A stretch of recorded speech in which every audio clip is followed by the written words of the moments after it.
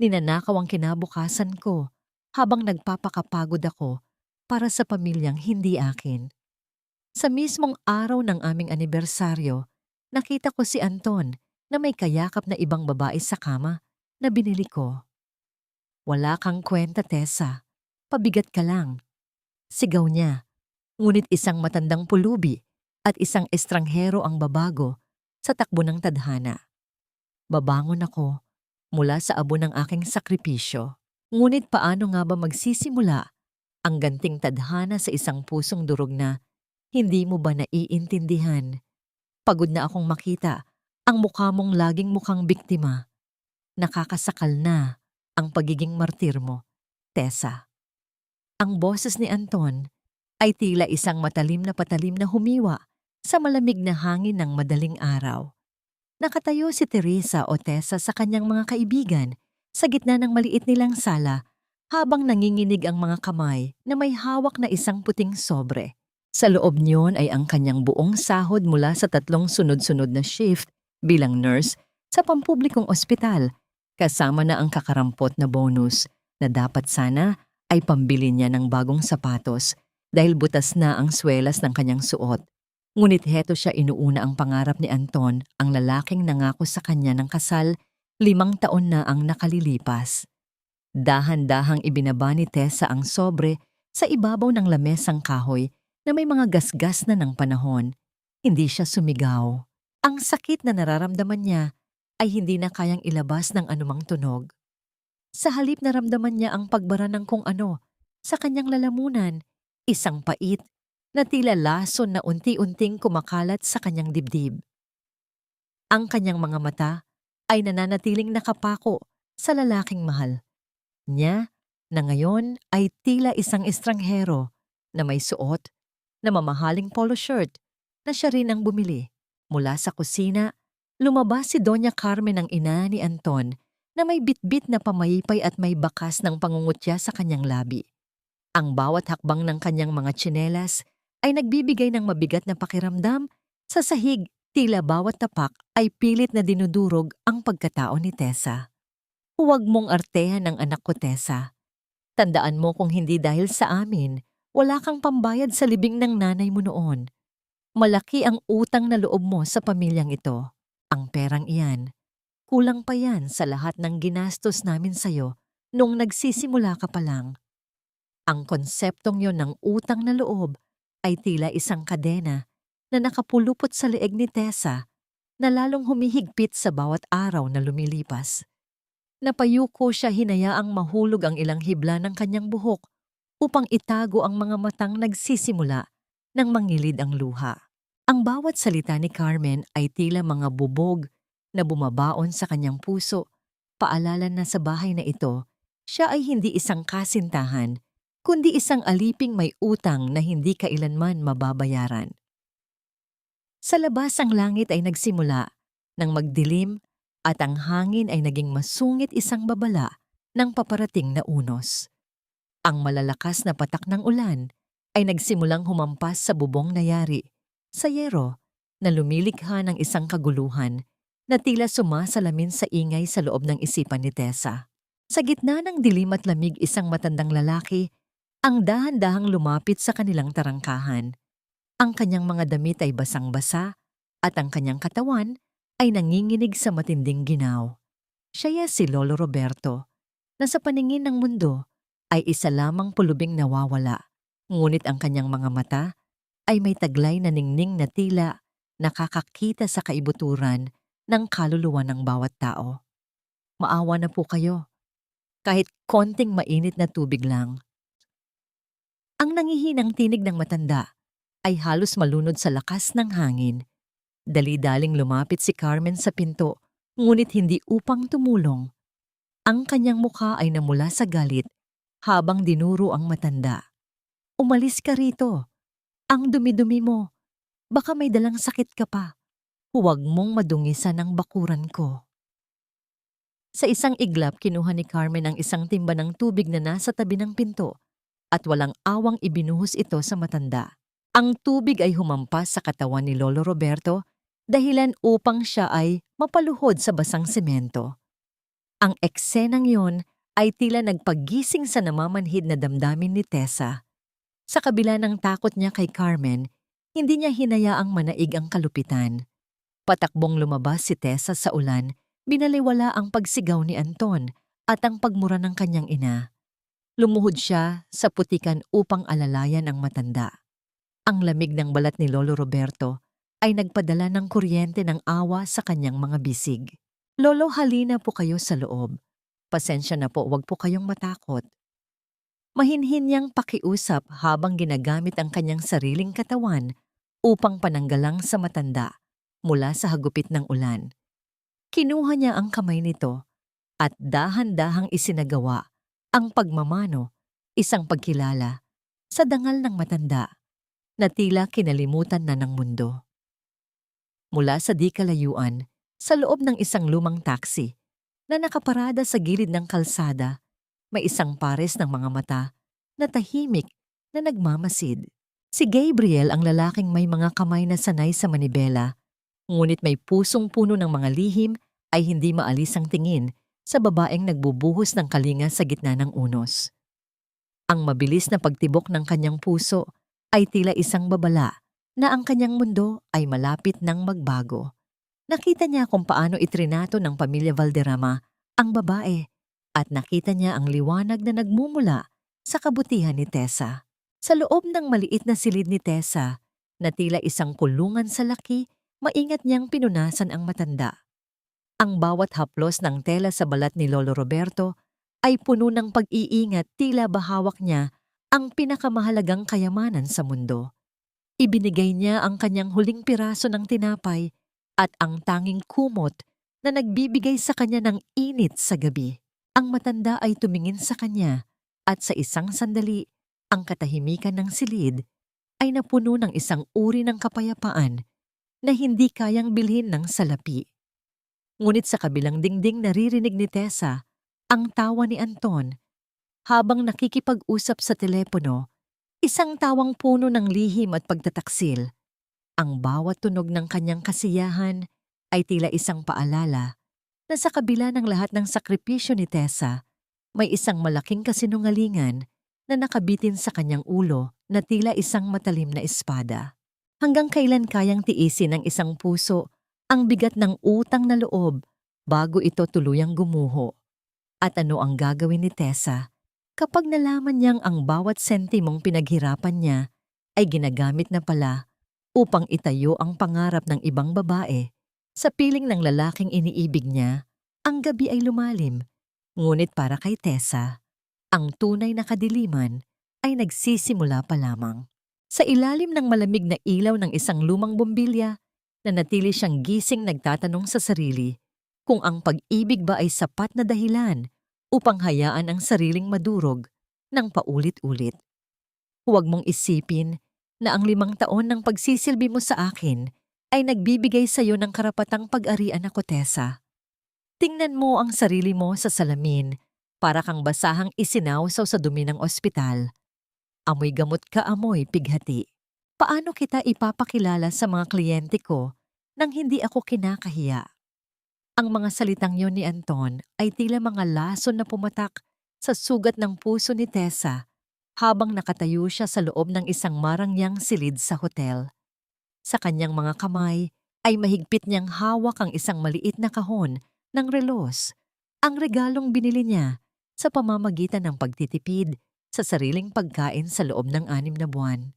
Ngunit sa harap niya suot ni Anton ang isang mamahaling seda na robe. At sa likuran nito, sa ibabaw ng malapad na kama, ay nakahiga ang isang babaeng balot ng kumot na may mapang-uyam na ngiti sa mga labi. Ang kahon ng relos ay dahan-dahang nadulas mula sa nanginginig na mga daliri ni Tessa.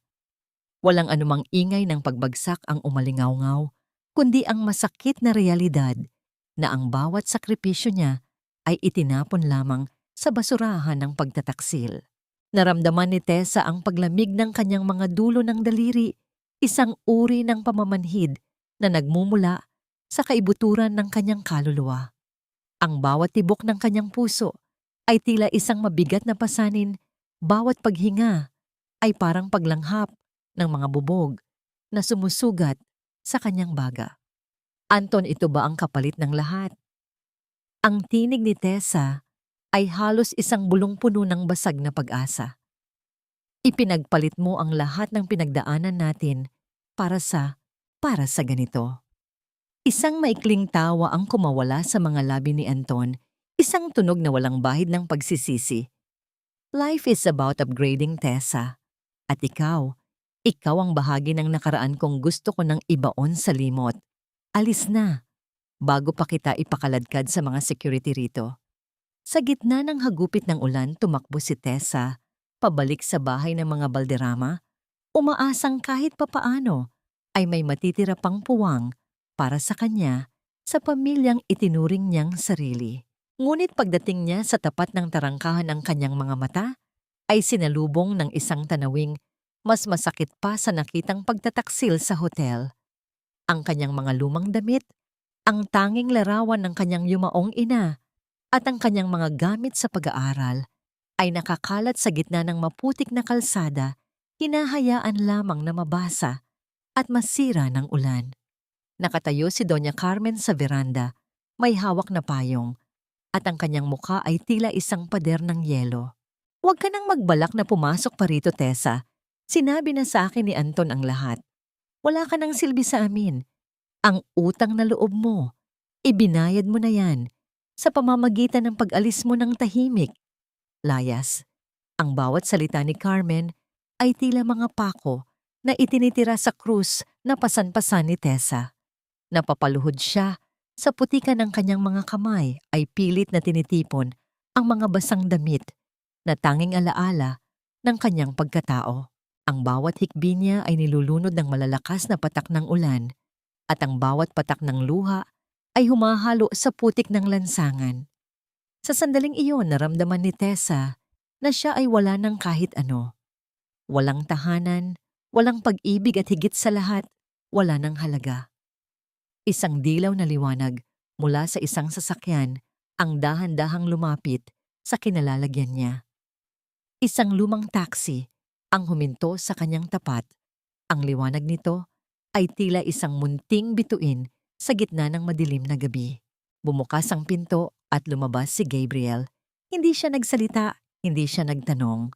Sa halip, kinuha niya ang isang malaking itim na payong at maingat na itinapat ito sa ulunan ni Tessa, hinaharangan ang bawat patak ng ulan na nagnanais pang sumugat sa babae.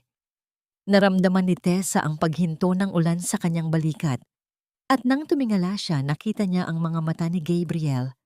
May isang uri ng katahimikan at seguridad sa mga matang yon na hindi niya kailanman naramdaman kay Anton. Dahan-dahang kinuha ni Gabriel ang mga basang gamit ni Tessa at isinakay sa loob ng sasakyan. Inilahad niya ang kanyang kamay, isang tahimik na paanyaya para sa isang bagong simula. Nang makabalik sila sa maliit at payak na silid ni Tessa, na tanging lugar na natitira para sa kanya, naroon pa rin si Lolo Roberto. Nakaupo ang matanda sa isang sulok, nakabalot sa kumot na ibinigay ni Tessa kanina.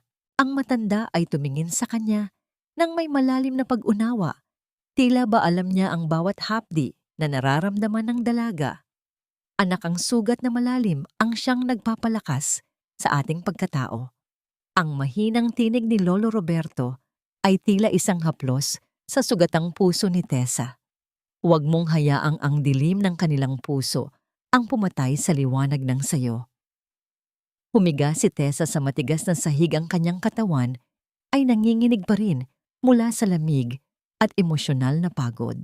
Sa gitna ng dilim, narinig niya ang banayad na pag-ikot ng gulong ng taxi ni Gabriel na paalis, isang tunog na nagbibigay sa kanya ng isang kakaibang uri ng pangako.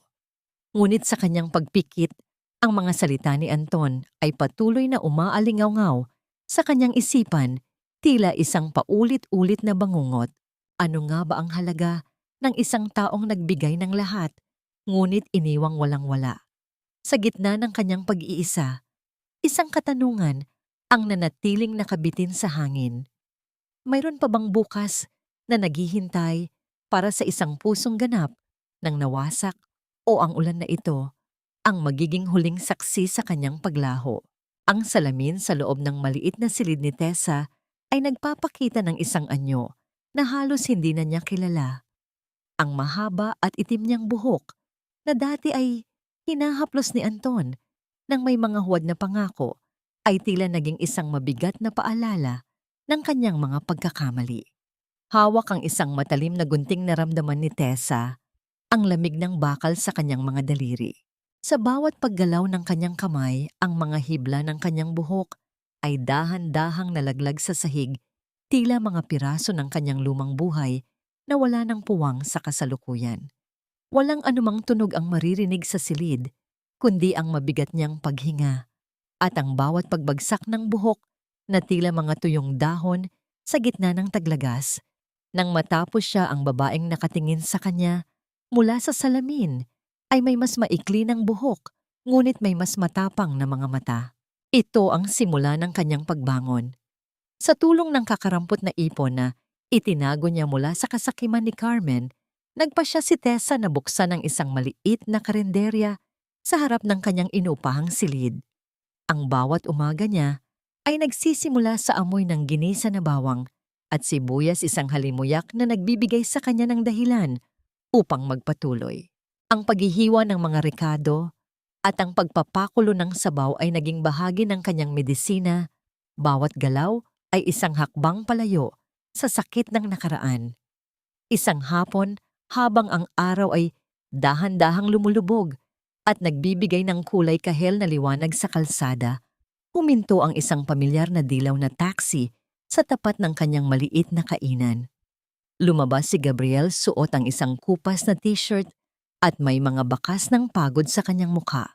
Ang kanyang mga balikat ay tila pasan ang buong bigat ng lunsod. Ngunit nang makita niya si Tessa, isang bahagyang ng ngiti ang sumilay sa kanyang mga labi. Mukhang masarap ang niluluto mo, Tessa. Ang mahinang boses ni Gabriel ay tila isang musika sa pandinig ng dalaga. Dali-daling kumuha si Tessa ng isang mangkok at pinuno ito ng mainit na lugaw na may itlog. Kain ka muna, Gabriel. Mukhang pagod na pagod ka sa pamamasada. Inabot niya ang mangkok at sa sandaling iyon ang kanilang mga daliri ay hindi sinasadyang magkadikit. Isang kuryente ng init ang gumapang sa braso ni Tessa, isang pakiramdam na matagal na niyang kinalimutan. Ang init ng mangkok ay lumipat sa mga palad ni Gabriel at sa kanyang bawat subo, naramdaman niya ang pagdaloy ng kalinga na matagal na niyang hindi nararanasan mula nang mawala ang kanyang ina. Ang pagkain ni Tessa ay hindi lamang pampabusog. Ito ay isang yakap sa kanyang nag-iisang kaluluwa. Ngunit ang katahimikan ng hapon ay binasag ng pagdating ng isang marangyang sasakyan na huminto sa kabilang panig ng kalye. Bumaba si Doña Carmen, may dalang panyo na itinakip sa kanyang ilong na tila ba ang amoy ng karinderya ay isang uri ng lason. Ang bawat hakbang niya ay puno ng pagmamataas habang papalapit sa pwesto ni Tessa. Kaya pala nangangamoy usok ang paligid dahil pala rito sa basurang negosyo mo. Ang boses ni Carmen ay puno ng pangungutya. Tingnan mo ang sarili mo, Tessa. Mula sa pagiging nurse, naging tagapagluto ka na lang sa kalsada. Bagay na bagay sa iyo ang amoy ng uling at pawis. Huwag mong isiping sa ganitong paraan ay mapapansin ka ulit ni Anton. Naramdaman ni Tessa ang paninigas ng kanyang mga kalamnan. Ang bawat salita ni Carmen ay tila isang latigo na humahampas sa kanyang dangal. Ngunit bago pa siya makasagot, tumayo si Gabriel mula sa kanyang kinauupuan. Ang kanyang tindig ay tila isang matayog na puno na handang harangin ang anumang bagyo. Ang amoy ng paggawa at pagsisikap ay mas mabango kaysa sa pabango ng isang taong walang ginawa, kundi mga pinang kapwa. Ang malamig at matalim na boses ni Gabriel ay nagpatahimik sa paligid. Ang pagkaing ito ay may dangal, di tulad ng mga salitang lumalabas sa bibig nyo. Kung wala kayong balak bumili, mas mabuting umalis na lang kayo bago pa madungisan ng ugali nyo ang malinis na lamesa ni Tessa. Namula sa galit si Carmen, hindi makapaniwala na isang hamak na driver ang susumbat sa kanya. Sa sobrang pagkapahiya, mabilis siyang bumalik sa kanyang sasakyan, ngunit bago ito umalis, isang mapait na tingin ang ibinigay niya kay Tessa. Naiwan ang dalawa sa ilalim ng malamig na hangin ng gabi. Tiningnan ni Tessa si Gabriel, ang kanyang mga mata ay puno ng pasasalamat. Salamat, Gabriel. Hindi mo naman kailangang gawin iyon. Hinawakan ni Gabriel ang kamay ni Tessa, isang banayad na pisil na nagpapahiwatig ng suporta. Hindi ko hahayaang saktan kanila ulit, Tessa. Hindi hanggat nandito ako. Ang mga salitang iyon ay nagdala ng isang uri ng kilig na tila mga paru-paro sa loob ng dibdib ni Tessa, isang pakiramdam na nagbibigay ng pag-asa sa gitna ng kanyang pagbangon. Ngunit ang kapayapaang iyon ay pansamantala lamang. Sa madilim na sulok ng kalsada, isang figura ang dahan-dahang lumabas mula sa anino. Si Anton, na may gusot na polo at mga matang puno ng desperasyon, ay nakatayo doon. Ang kanyang presensya ay tila isang masamang pangitain na muling nanggugulo sa bawat hakbang ni Tessa patungo sa paghilom. Tessa, kailangan nating mag-usap. Ang boses ni Anton ay gumaralgal, tila may dalang isang lihim na kayang muling buwagin ang mundo na sinisimulan pa lamang itayo ng dalaga. Sa gitna ng liwanag ng kanyang maliit na kainan, baang proteksyon ni Gabriel, tumingin si Tessa kay Anton. Ang katanungan ay hindi na kung mahal pa ba niya ito, kundi kung anong panibagong sugat ang dala ng lalaking ito sa kanyang pintuan. Ang anino ni Anton ay tila isang madilim na mantsa sa malinis na liwanag ng munting kainan ni Tessa. Habang papalapit siya, ang bawat hakbang ng kanyang sapatos ay nagdadala ng isang uri ng bigat na tila nagnanais muling durugin ang bupong pagkatao ni Tessa. Gusot ang kanyang mamahaling polo at ang kanyang mga mata ay walang bakas ng pag-ibig, kundi isang desperasyong nagmumula sa pagkawala ng kanyang karangyaan. Tessa, please, pakinggan mo naman ako. Ang boses ni Anton ay gumaralgal, isang sadyang pagpapakita ng kahinaan na dati ay laging nagpapalambot sa puso ng dalaga. Nagkamali ako. Niloko lang ako ni Mia. Ginamit niya lang ang pera ko at iniwan ako sa ere. Ikaw lang ang totoong nagmahal sa akin, Tessa. Hindi ba't nangako tayo sa isa't isa? May utang na loob tayo sa pinagsamahan natin. Naramdaman ni Tessa ang mabilis na pagtibok ng kanyang puso, tila isang tambol na nagbababala ng paparating na panganib. Ang bawat salita ni Anton ay tila mga multo ng nakaraan na pilit siyang hinihila pabalik sa isang madilim na hukay. Naalala niya ang mga gabing wala siyang tulog dahil sa pagtatrabaho upang may maipadala sa lalaking ito, habang si Anton naman ay nagpapakasaya sa piling ng iba gamit ang kanyang pinaghirapan. Ang konsepto ng utang na loob na binabanggit ni Anton ay tila isang kalawang na kadena na ngayon ay wala ng kapangyarihang igapos siya. Dahan-dahang huminga ng malalim si Tessa, nararamdaman ang lamig ng gabi sa kanyang balat. Ang utang na loob na sinasabi mo, Anton, ay matagal ko nang nabayaran sa bawat luha at bawat sentimong ibinigay ko sa inyo ni Doña Carmen. Hindi na ako ang babaeng handang magpakabulag sa mga matatamis mong salita. Tapos na tayo. Nang makita ni Anton na hindi na tumatalab ang kanyang drama, ang kanyang anyo ay biglang nagbago. Ang mapagkunwaring lungkot ay napalitan ng isang nakakatakot na ngit-ngit. Ang kanyang mga panga ay nagngangalit at ang kanyang mga kamao ay mahigpit na nakayom. Huwag kang masyadong mataas, Tessa. Akala mo ba may pupuntahan ng basurang karinderya na ito? Isang hamak na katulong ka lang na nangarap maging prinsesa. Pagkatapos ng lahat ng itinulong ni Mama sa pamilya mo, ganito lang ang igaganti mo. Sisiguraduhin kong babagsak ka sa putikan kung saan ka nanggaling. Mula sa malayo sa loob ng isang madilim at marangyang opisina, pinapanood ni Don Roberto ang bawat pangyayari sa pamamagitan ng isang maliit na screen. Ang kanyang mukha ay tila isang estatwa ng hustisya, walang emosyon, ngunit puno ng pasya. Sa tabi niya ay nakatayo ang isang lalaking nakasuit handang sumunod sa anumang utos. Gabriel, anak, ang mga taong tinitingnan ang kabutihan bilang kahinaan ay hindi nararapat sa anumang habag. Ang mahinang boses ng matanda ay may dalang kapangyarihan. Patuloy mong bantayan si Tessa.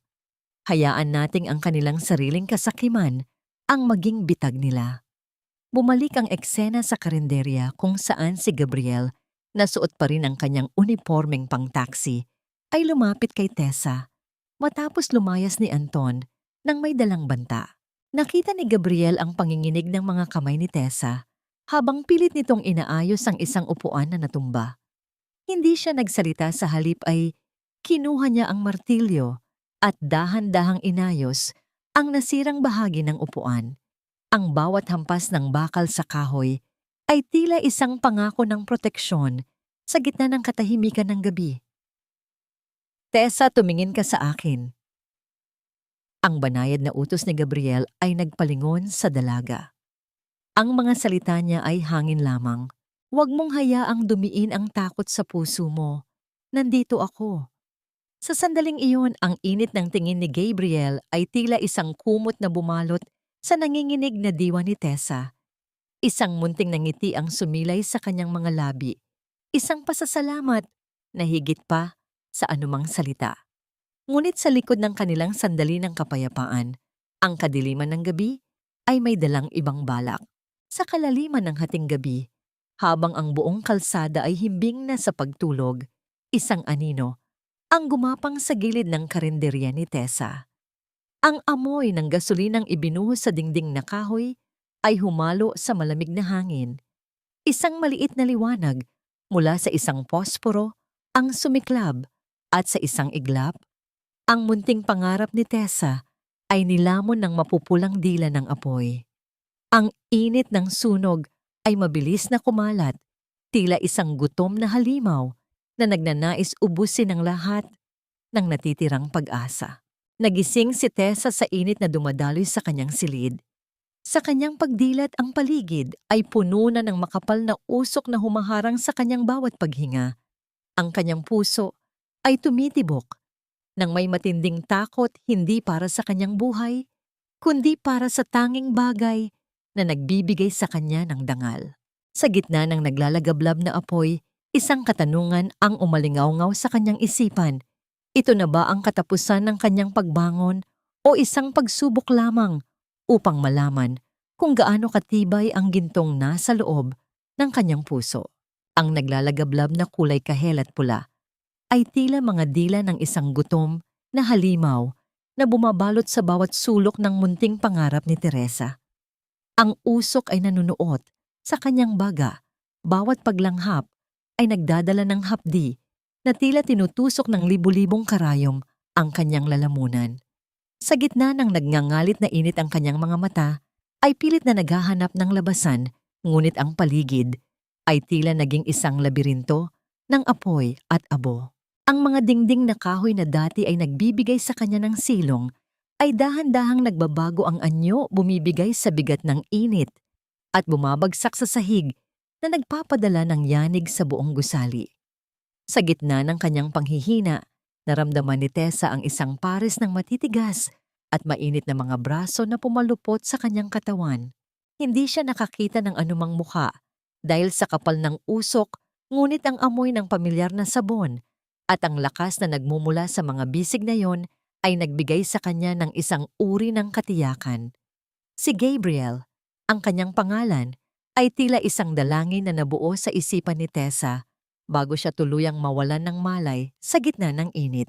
Binuhat siya ng lalaki, inilalayo sa mapanganib na yakap ng apoy, habang ang bawat hakbang nito ay puno ng determinasyon na hindi hahayaang masaktan ang babaeng muli niyang natagpuan sa gitna ng pagkakataon. Nang imulat ni Tessa ang kanyang mga mata, ang puting kisame ng kanyang maliit na silid sa paupahan ang bumungad sa kanya. Ang katahimikan ay tila isang mabigat na kumot, ngunit ang amoy ng usok ay nananatili pa rin sa kanyang balat at buhok. Napansin niya si Gabriel na nakaupo sa tabi ng kanyang higaan. Ang mukha nito ay may bahid ng uling at ang mga kamay ay puno ng gasgas. Hawak ng lalaki ang isang basang bimpo. Dahan-dahang pinupunasan ng kanyang noo nang may matinding pag-iingat, tila ba siya ay isang mamahalin at marupok na porselana. Ligtas ka na, Tessa. Huwag kang mag-alala, nandito ako. Ang boses ni Gabriel ay mababa at puno ng emosyon, isang tunog na nagpapatahimik sa bagyong nagaganap sa loob ng dibdib ng dalaga. Tiningnan ni Tessa ang kanyang mga kamay na may mga paso. Ang sakit ay nagsisimulang gumapang, ngunit mas matindi ang sakit na nararamdaman niya sa pag-iisip na ang lahat ng kanyang pinaghirapan ay naging abo na. Naramdaman niya ang pag-init ng kanyang mga mata at ang pagdaloy ng mga luha sa kanyang pisngi, humahalo sa dumi at abo ng nakaraang gabi. Wala na ang lahat, Gabriel. Ang lahat ng itinayo ko, ang lahat ng inipon ko, para sa bukas, wala na. Ang kanyang tinig ay basag puno ng pagkabigo na tila isang pusong unti-unting nadudurog sa bawat salitang binibitawan. Sa halip na sumagot, kinuha ni Gabriel ang isang maliit na pamahid at dahan-dahang inilapat ito sa sugat sa kamay ni Tessa. Ang kanyang bawat paghipo ay tila isang tula ng kalinga. Inilapit ni Gabriel ang kanyang mukha sa kamay ng dalaga at dahan-dahang hinipan ang paso, isang banayad na hangin na nagpabawas sa hapdi at nagpadala ng isang kakaibang uri ng kaba sa puso ni Tessa. Ang distansya sa pagitan ng kanilang mga mukha ay halos wala na at sa gitna ng pait ng trahedya, may isang uri ng tamis na nagsisimulang mamuhat isang damdamin na hindi kayang sunugin ng anumang apoy. Habang nagaganap ang sandaling iyon ng paghihilom sa kabilang bahagi ng bayan, si Doña Carmen ay masayang nagbibilang ng mga perang papel sa ibabaw ng kanyang lamesa. Ang kanyang mga mata ay naniningkad sa kasakiman habang naaalala ang balita tungkol sa sunog. Para sa kanya, ang bawat piraso ng abo ni Tessa ay isang hakbang patungo sa tagumpay ng kanyang anak na si Anton. Wala siyang pakialam kung may buhay na nawala o may pangarap na natapos. Ang tanging mahalaga sa kanya ay ang mapanatili ang kanilang huwad na karangyaan. Sa isang pribadong sasakyan sa labas, palihim na tinawagan ni Gabriel ang kanyang tapat na katulong. Ang kanyang mga mata na kanina lamang ay puno ng lambing para kay Tessa ay naging tila dalawang matalim na talim ng patalim. Alamin mo kung nasaan si Anton kagabi. Huwag kang mag-iwan ng anumang bakas. Gusto kong malaman ang bawat galaw niya bago mangyari ang sunog. Ang utos ni Gabriel ay maikli, ngunit may dalang bigat ng isang hatol na hindi mababago. Pagbalik ni Gabriel sa silid, nakita niyang mahimbing nang natutulog si Tessa. Ang mukha nito ay bakas pa rin ang pighati, ngunit may kaunting kapayapaan na hatid ng kanyang presensya.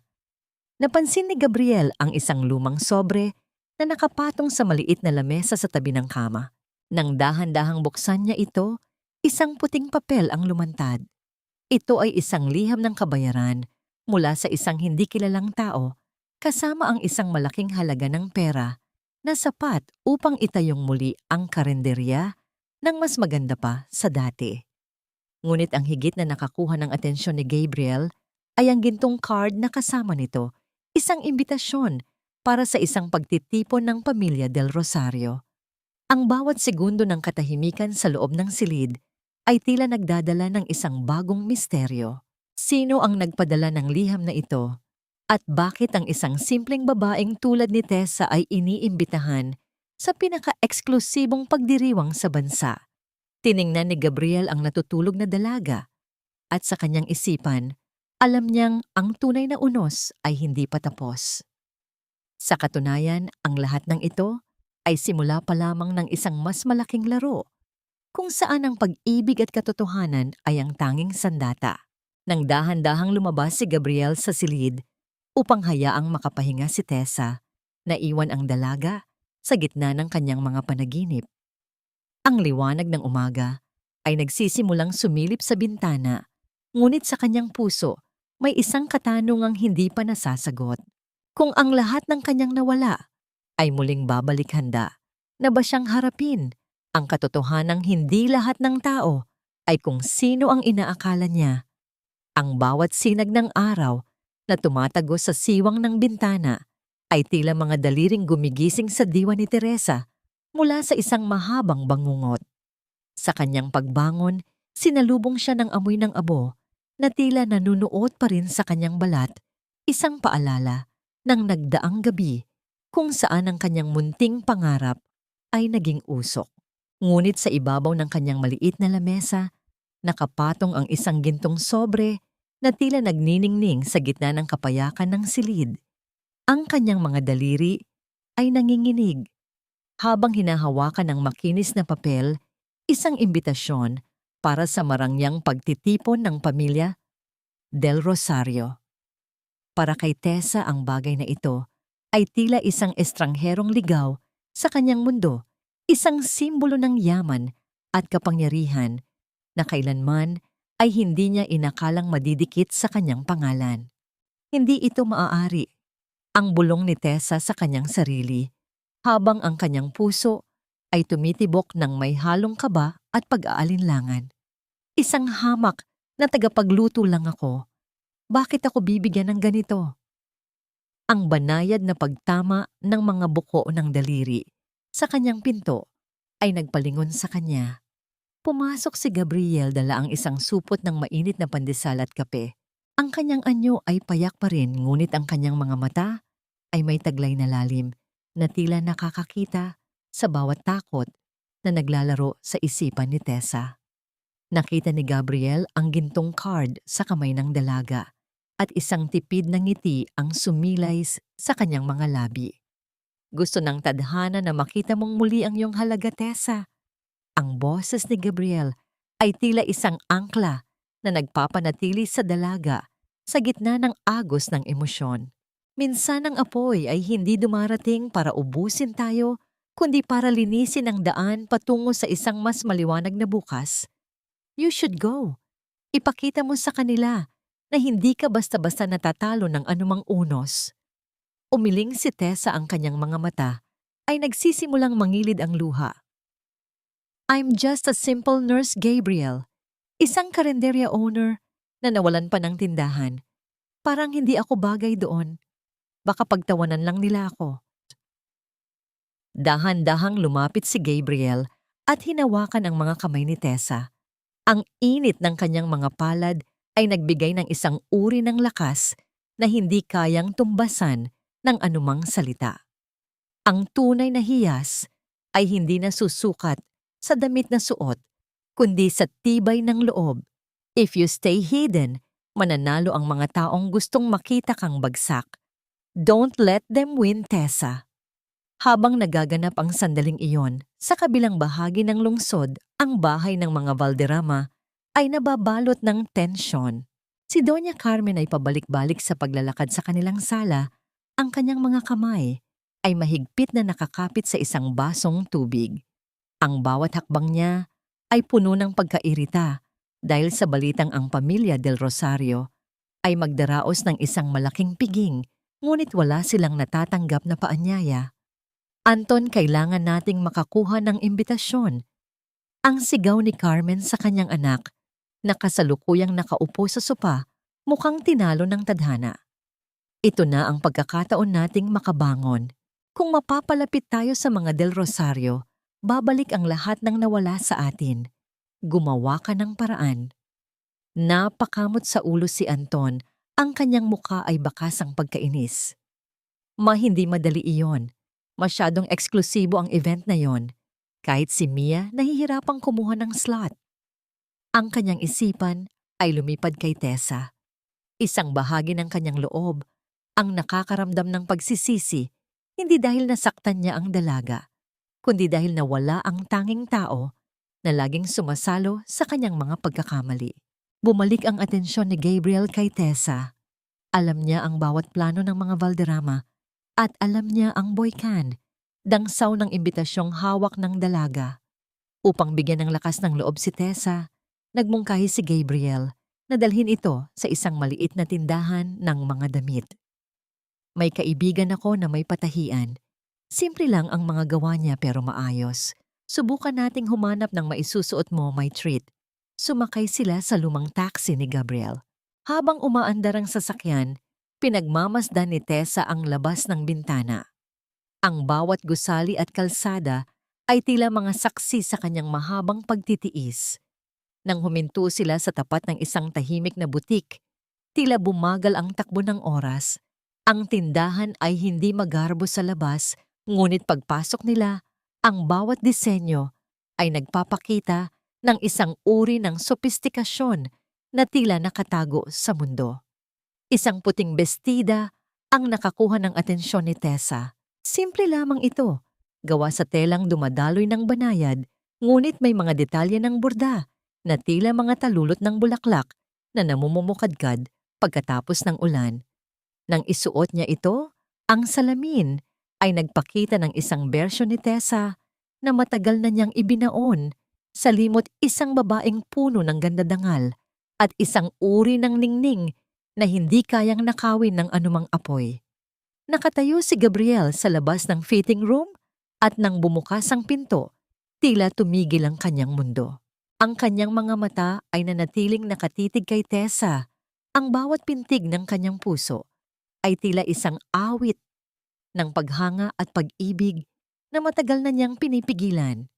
Ang distansya sa pagitan nila ay tila napuno ng mga emosyong hindi kayang ipaliwanag ng logic. Bagay na bagay sa'yo, Tessa. Ang bulong ni Gabriel ang kanyang boses ay may dalang panginginig ng damdamin. You look like someone who was born to lead, not to serve. Ngunit sa kabila ng kislap sa mga mata ni Tessa, isang anino ng pag-aalinlangan ang muling dumaan sa kanyang isipan.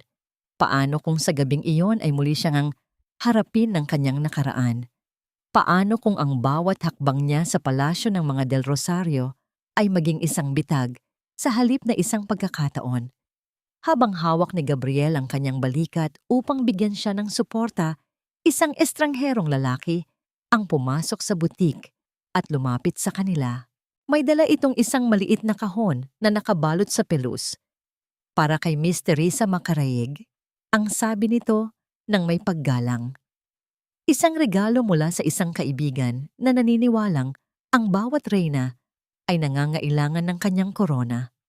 Nang buksan ni Tessa ang kahon, isang pares ng mga hikaw na gawa sa pinakamaputing perlas ang tumambad sa kanya. Ngunit ang kalakip na sulat, ang tunay na nagpabilis ng tibok ng kanyang puso. Magkita tayo sa ilalim ng mga bituin, anak. Ang katarungan ay malapit na. Sino ang nagpadala ng mga perlas na ito? At bakit tila kilalang kilala siya ng taong nasa likod ng mga regalong ito? Habang hawak ni Gabriel ang kahon, ang kanyang mga mata ay tila may alam na hindi pa niya maaaring sabihin, isang misteryong mas malalim pa sa mga lihim ng gabi. Ang bawat butil ng perlas na nakapatong sa telang pelos ay tila may sariling liwanag na humahamon sa kadiliman ng silid.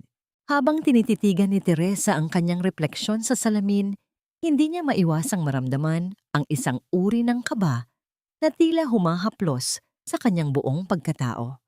Ang mga hikaw na yon na ipinadala ng isang misteryosong kamay ay tila mga saksi sa kanyang pagbabagong anyo. Sa bawat dahan-dahang paggalaw ng kanyang ulo, ang perlas ay sumasalamin sa liwanag ng bombilya, tila mga luhang nagmula sa kanyang nakaraan na ngayon ay naging matitigas at maningning na hiyas. Naramdaman ni Tessa ang pagbukas ng pinto at ang pamilyar na bango ng hangin na dala ni Gabriel. Nanatili ang lalaki sa pintuan tahimik na nagmamasid at sa kanyang mga mata ay mababasa ang isang paghangang hindi kayang bigkasin ng anumang wika. Ang bawat tibok ng puso ni Tessa ay tila bumibilis sa bawat segundo ng kanilang katahimikan. Marahang lumapit si Gabriel, ang bawat hakbang niya sa sahig na kahoy ay tila isang maingat na paghimig ng isang pangako. Tumayo siya sa likuran ni Tessa at sa pamamagitan ng salamin, nagtagpo ang kanilang mga paningin. Gabriel, are you sure about this? Parang hindi ako bagay sa lugar na pupuntahan natin. I'm just a simple girl with a broken past. Ang mahinang tinig ni Tessa ay may bakas ng panginginig. Look at these pearls. Masyadong mahalaga ang mga ito para sa isang katulad ko. Dahan-dahang itinaas ni Gabriel ang kanyang kamay at maingat na inayos ang isang hibla ng buhok ni Tessa na humaharang sa kanyang mukha. Ang kanyang mga daliri ay bahagyang dumapo sa balat ng dalaga, isang haplos na tila nagpadala ng kuryente ng init sa buong katawan ni Tessa. "Tessa, listen to me." Ang perlas ay nagmumula sa loob ng kabibi na nasugatan ng buhangin. Ang sakit na pinagdaanan mo iyon ang gumawa sa iyong ganito kakinang. You are more than enough. You are the most beautiful person in that room even before you step inside. Sa sandaling iyon, ang takot ni Tessa ay tila natunaw sa ilalim ng mainit na tingin ni Gabriel. Ang bawat paghinga nila ay tila nag-iisa-isang himig ng pag-ibig na nagsisimulang mabuo sa gitna ng mga guho ng kanilang mga buhay. Naramdaman ni Tessa ang munting kilig na gumagapang sa kanyang dibdib, isang pakiramdam na matagal na niyang ipinagkait sa kanyang sarili.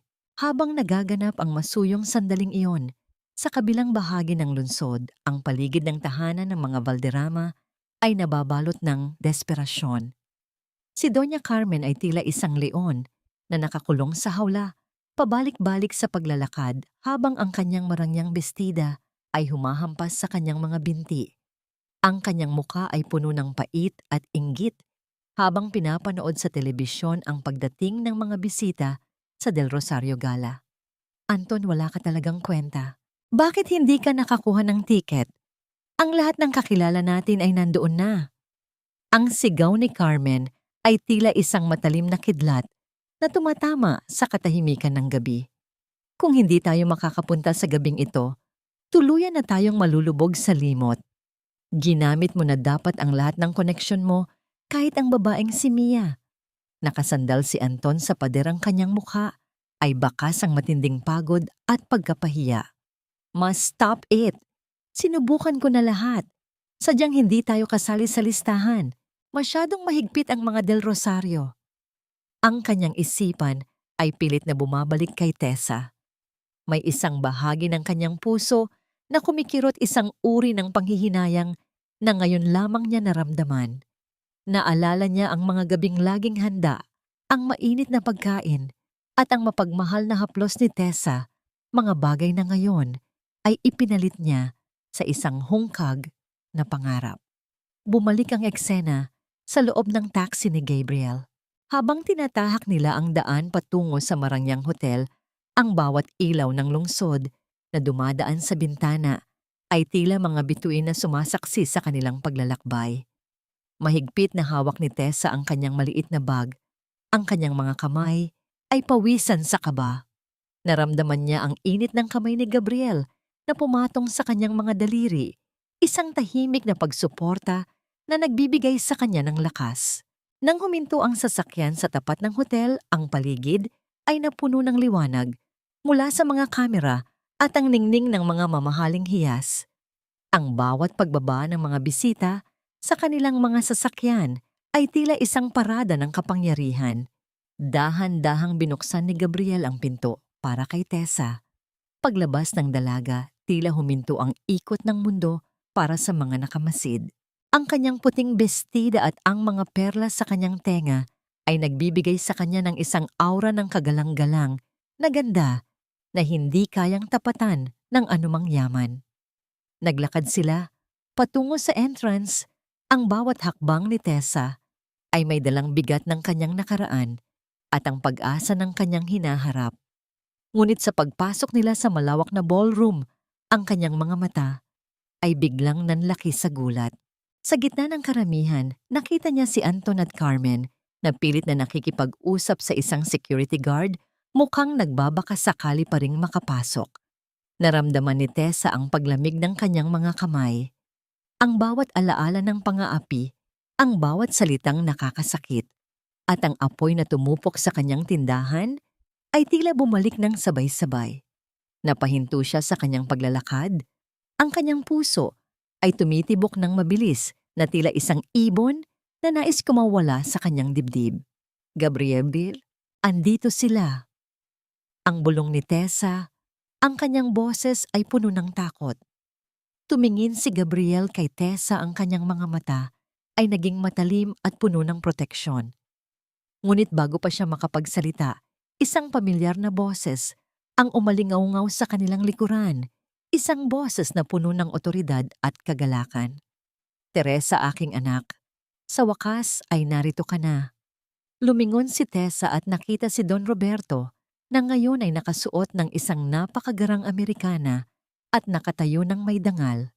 Sa tabi nito ay ang mga bodyguard na kanina lamang ay nagpapaalis sa mga Valderrama. Ang lahat ng mata sa ballroom ay nakatuon na sa kanila. Sa sandaling iyon, ang lihim na matagal nang itinago ay tila handa ng sumabog. Ano ang gagawin ni Anton at Carmen kapag nalaman nilang ang babaeng itinuring nilang basahan ay ang mismong bida sa gabing pinapangarap nila? At ano ang tunay na ugnayan ni Gabriel sa pamilya Del Rosario na tila hindi pa ganap na nauunawaan ni Tessa? Ang gabi ay nagsisimula pa lamang, ngunit ang bawat tibok ng oras ay tila isang babala ng isang katarungang hindi na mapipigilan. Ang kislap ng mga kristal na chandelier sa kisame ay tila mga bituin na bumaba sa lupa upang saksihan ang isang himala. Sa gitna ng malawak na ballroom, ang bawat hininga ng mga naroon ay tila naging isang kolektibong buntong hininga ng pagkamangha. Ang init ng palad ni Don Roberto na nakapatong sa kamay ni Teresa ay nagbibigay ng isang uri ng proteksyon na kailanman ay hindi niya naramdaman sa piling ng mga Valderrama. Ang dating matandang pulubi na pinapakain niya ng lugaw sa ilalim ng ulan ay nakatayo ngayon ng may hindi matatawarang dangal. Ang bawat guhit sa kanyang mukha ay nagpapakita ng kapangyarihang kaya niyang ilabas sa isang kumpas lamang ng kamay. Mula sa malayo sa may pintuan ng hotel na mahigpit na binabantayan si Doña Carmen ay tila isang estatwa ng panginginig. Ang kanyang mukha na kanina lamang ay puno ng pagmamataas ay dahan-dahang nawawalan ng kulay, nagiging kasing puti ng papel. Ang bawat salitang binitiwan ni Don Roberto ay tila isang mabigat na hampas sa kanyang pandinig, isang katotohanang ayaw tanggapin ng kanyang mapanuring isipan. Ang babaeng tinawag niyang basahan, ang babaeng itinapon niya sa putikan, sa gitna ng unos ay ngayon ang sentro ng atensyon ng pinakamayaman at pinakamakapangyarihang pamilya sa bansa. Ma, si Tessa ba talaga yan? Ang boses ni Anton ay gumaralgal, puno ng isang uri ng pagkalito na nauuwi sa matinding panghihinayang. Ang kanyang mga mata ay nananatiling nakatitig sa dalagang, lalong naging maningning sa ilalim ng mga ilaw. Ang bawat detalye ng kagandahan ni Tessa na dati niyang binaliwala ay tila mga tinik na ngayon ay bumabaon sa kanyang lalamunan. Gusto niyang humakbang, gusto niyang sumigaw at bawiin ang babaeng tila tuluyan ng lumilipad palayo sa kanyang mga kamay, ngunit ang mga bodyguard na nakaharang sa kanya ay tila mga pader na hindi matitibag. Dahan-dahang itinaas ni Tessa ang kanyang tingin at nagtagpo ang kanilang mga mata ni Carmen sa malayo. Sa halip na galit ang tanging makikita sa mga mata ni Tessa ay isang malalim na pighati na nauuwi sa kapatawaran, isang uri ng katahimikang mas nakakabingi kaysa sa anumang sigaw. Naramdaman ni Tessa ang bahagyang pagpiga ni Gabriel sa kanyang braso, isang paalala na hindi siya nag-iisa sa gitna ng labanang ito. Si Gabriel na kanina lamang ay isang payak na driver sa paningin ni Tessa ay nakatayo ngayon sa tabi ni Don Roberto ng may awtoridad. Ang paraan ng pagtayo nito, ang talim ng kanyang tingin at ang respeto na ibinibigay sa kanya ng mga tauhan sa paligid ay unti-unting nagbubukas sa isipan ni Tessa ng isang katotohanang matagal nang nakatago. Ang bawat pintig ng puso ni Tessa ay tila isang mabilis na yabag sa loob ng kanyang dibdib, puno ng mga katanungang naghahanap ng kasagutan. Don't look at them, Tessa. They are shadows of your past. Ang bulong ni Gabriel sa kanyang tenga, ang mainit na hininga nito, ay nagpadala ng kuryente ng kilig at katiyakan sa kanyang buong katawan. You are here because you deserve to be here. Hindi dahil sa yaman ni Lolo, kundi dahil sa ginto na nasa loob mo. Lumapit si Don Roberto sa mikropono. Ang katahimikan sa ballroom ay naging kasing lalim ng dagat. Ngayong gabi, hindi lamang tayo narito upang magdiwang. Narito tayo upang parangalan ang isang taong nagturo sa akin na ang tunay na yaman ay hindi matatagpuan sa bank account, kundi sa isang pusong handang tumulong ng walang kapalit. Teresa Macareeg, ikaw ang patunay na ang kabutihan ay palaging may gantimpala. Ang bawat palakpakan na umalingaw-ngaw sa silid ay tila isang awit ng tagumpay para kay Tessa. Ngunit sa gitna ng kagalakang yon, naramdaman niya ang isang uri ng lula. Ang lahat ng ito ay tila isang napakagandang panaginip na kinatatakutan niyang magwakas. Habang ginagabayan siya ni Gabriel patungo sa isang mas pribadong bahagi ng ballroom, napansin ni Tessa ang isang maliit na detalye. Ang hikaw na perlas na suot niya, ang regalong misteryoso, ay tila may katulad na disenyo sa singsing na suot ni Gabriel. Huminto sila sa ilalim ng isang balkonahe kung saan ang malamig na hangin ng gabi ay humahaplos sa kanilang mga mukha. Ang ingay ng pagdiriwang sa loob ay naging isang malambot na himig na lamang. Marahang inayos ni Gabriel ang laylayan ng buhok ni Tessa na nasagi ng hangin. Ang kanyang mga daliri ay nanatili sa pisngi ng dalaga, isang haplos na puno ng pagsinta at katapatan. "Gabriel, sino ka ba talaga?" Ang tanong ni Tessa. Ang kanyang boses ay tila isang marupok na sinulid. "Bakit tila napakarami mong hindi sinasabi sa akin? Ang taxi, ang karenderiya. Lahat ba iyon ay bahagi lamang ng isang pagsubok?" Isang malungkot na ngiti ang sumilay sa mga labi ni Gabriel. Ang kanyang mga mata ay tila nagsasabi ng isang kwentong puno ng sakripisyo. "Ang pag-ibig ko sa iyo, Tessa, iyon ang tanging bagay na hindi naging bahagi ng anumang plano. I may be a Del Rosario, but when I am with you, I am just Gabriel, the man who would drive through the storm just to keep you safe." Ang pag-amin na yon ay tila isang kidlat na tumama sa puso ni Tessa. Ang lalaking kanyang pinagkatiwalaan, ang tanging taong naging sandigan niya sa gitna ng kanyang paghihirap, ay isa palang Del Rosario. Ang munting pagdududa na tila isang hamog sa kanyang isipan ay nagsisimulang kumapal. Maaari ba siyang magmahal sa isang taong ang buong buhay ay nababalot ng mga lihim? Sa gitna ng kanilang pagtititigan, ang isang tauhan ni Don Roberto ay nagmamadaling lumapit sa kanila. Ang mukha ay puno ng pag-aalala. "Sir Gabriel, Don Roberto, may problema po sa labas. Si Doña Carmen ayaw paalisin ang mga security. Gumagawa siya ng eksena at may mga dala siyang dokumento na pilit niyang ipinapakita tungkol kay Miss Tessa." Naramdaman ni Tessa ang pagbalik ng lamig sa kanyang mga kamay. Ang nakaraan na akala niya ay tapos na ay tila may hawak pang isang huling alas upang sirain ang kanyang bagong natagpuang kapayapaan. Ano ang dokumentong yon na hawak ni Carmen? At ito ba ang magiging dahilan upang muling mabagsak si Tessa sa putikan? O ito ang huling hakbang upang tuluyan ng mapuksa ang kasamaan ng mga Valderrama? Ang bawat kislap ng mga chandelier sa malawak na ballroom ay tila mga mapanuyang mata na nakatuon sa bawat galaw ni Teresa. Bagamat suot niya ang pinakamagandang bestida at ang mga perlas na simbolo ng bagong dangal, naramdaman ni Tessa ang muling paggapang ng malalamig na daliri ng takot sa kanyang gulugod. Ang katahimikan ng mga panauhin ay tila isang nagbabadyang unos, at sa pagbuka ng malaking pinto ng bulwagan, ang lahat ng liwanag ay tila hinigop ng kadilimang dala ni Doña Carmen.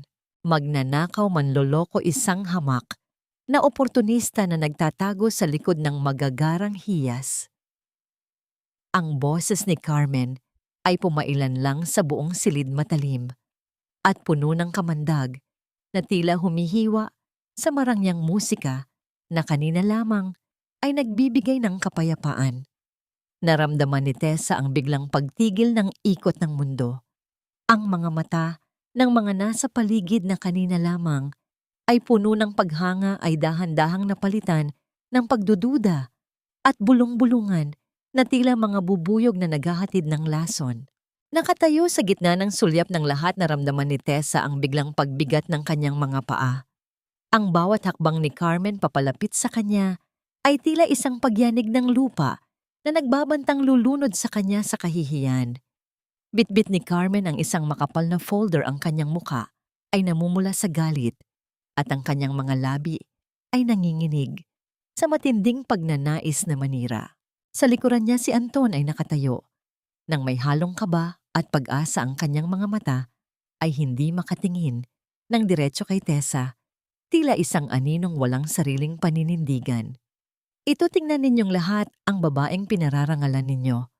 Sigaw ni Carmen habang itinataas ang mga papel na tila isang bandila ng digmaan. Ito ang katibayan na ang babaeng ito ay may utang na hindi kailanman mababayaran. Pinakain namin siya, binihisan at pinag-aral, ngunit sa huli ay ninakawan niya kami at tinalikuran ng makakita ng mas malaking isda.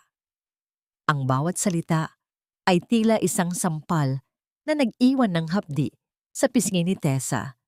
Naramdaman niya ang pag-init ng kanyang mga mata, ang mga luha na kanina pa niya pinipigilan ay tila mga dam na malapit ng bumigay.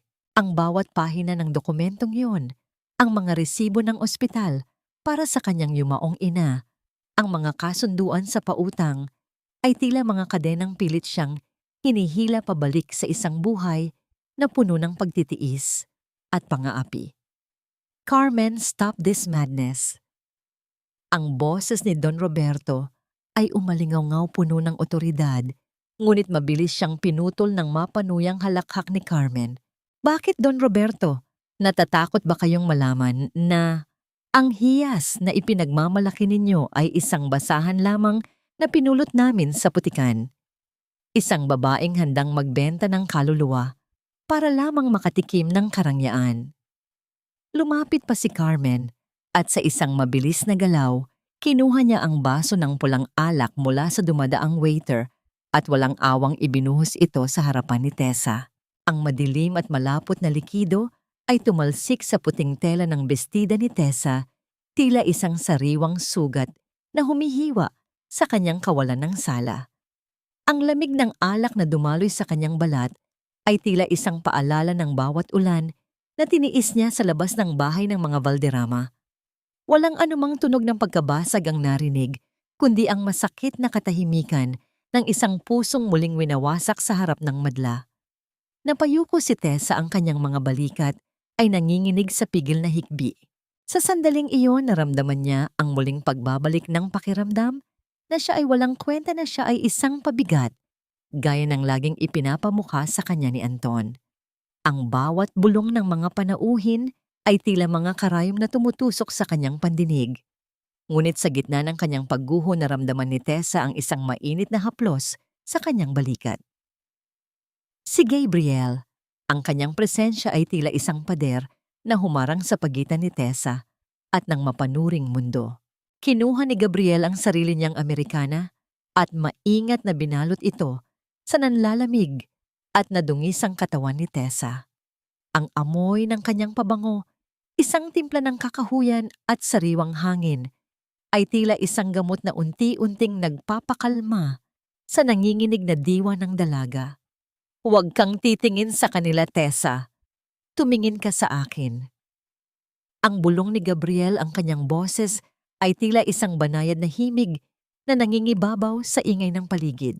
Tumingala si Tessa, at sa mga mata ni Gabriel, wala siyang nakitang pagdududa, kundi isang lalim ng pag-ibig at proteksyon na tila handang sunugin ang buong mundo para lamang sa kanya. Ngunit sa likod ng proteksyong yon, isang matinding katanungan ang sumagi sa isipan ni Tessa. Paano kung totoo ang sinasabi ni Carmen? Paano kung ang mundong ito ay hindi talaga para sa kanya? Security, ilabas ang mga taong ito. Ang utos ni Don Roberto ay mabilis na isinagawa, ngunit bago pa man mahawakan ng mga gwardya, si Carmen, muling sumigaw ang matanda, isang sigaw na tila isang huling sumpa. Tingnan niyo ang inyong mga sarili. Pinoprotektahan niyo ang isang babaeng ang tanging kayamanan ay ang kanyang panlilinlang, Gabriel. Akala mo ba ay mahal ka niya? Ginagamit ka lang niya gaya ng paggamit niya sa anak ko. Ang bawat salita ay tila isang laso na dahan-dahang nanunuot sa isipan ni Tessa. Tiningnan niya si Gabriel, ang lalaking kanina lamang ay pinagkakatiwalaan niya ng buong buo. Ngunit ngayong alam na niya ang tunay nitong pagkatao, isang Del Rosario, ang pamilyang may-ari ng lahat ng ito, ang munting sulyap ng pagdududa ay tila naging isang makapal na hamog. Bakit kailangang magtago ni Gabriel sa likod ng manibela ng isang taxi?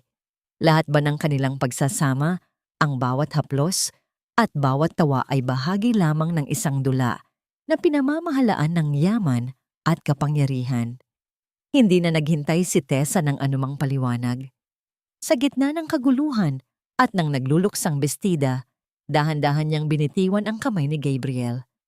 Ang bawat hakbang niya palayo ay tila isang pagtakas mula sa isang magandang panaginip na naging isang malupit na bangungot.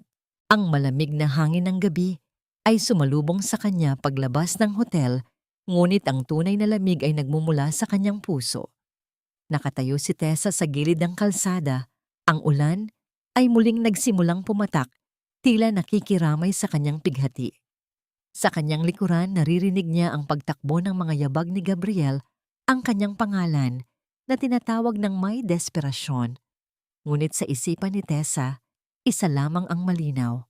Ang mga perlas na suot niya ay hindi korona, kundi mga hiyas na nagpapaalala sa kanya na sa mundong ito, ang baulok ng emosyon ay mas masakit kaysa sa anumang sugat sa katawan.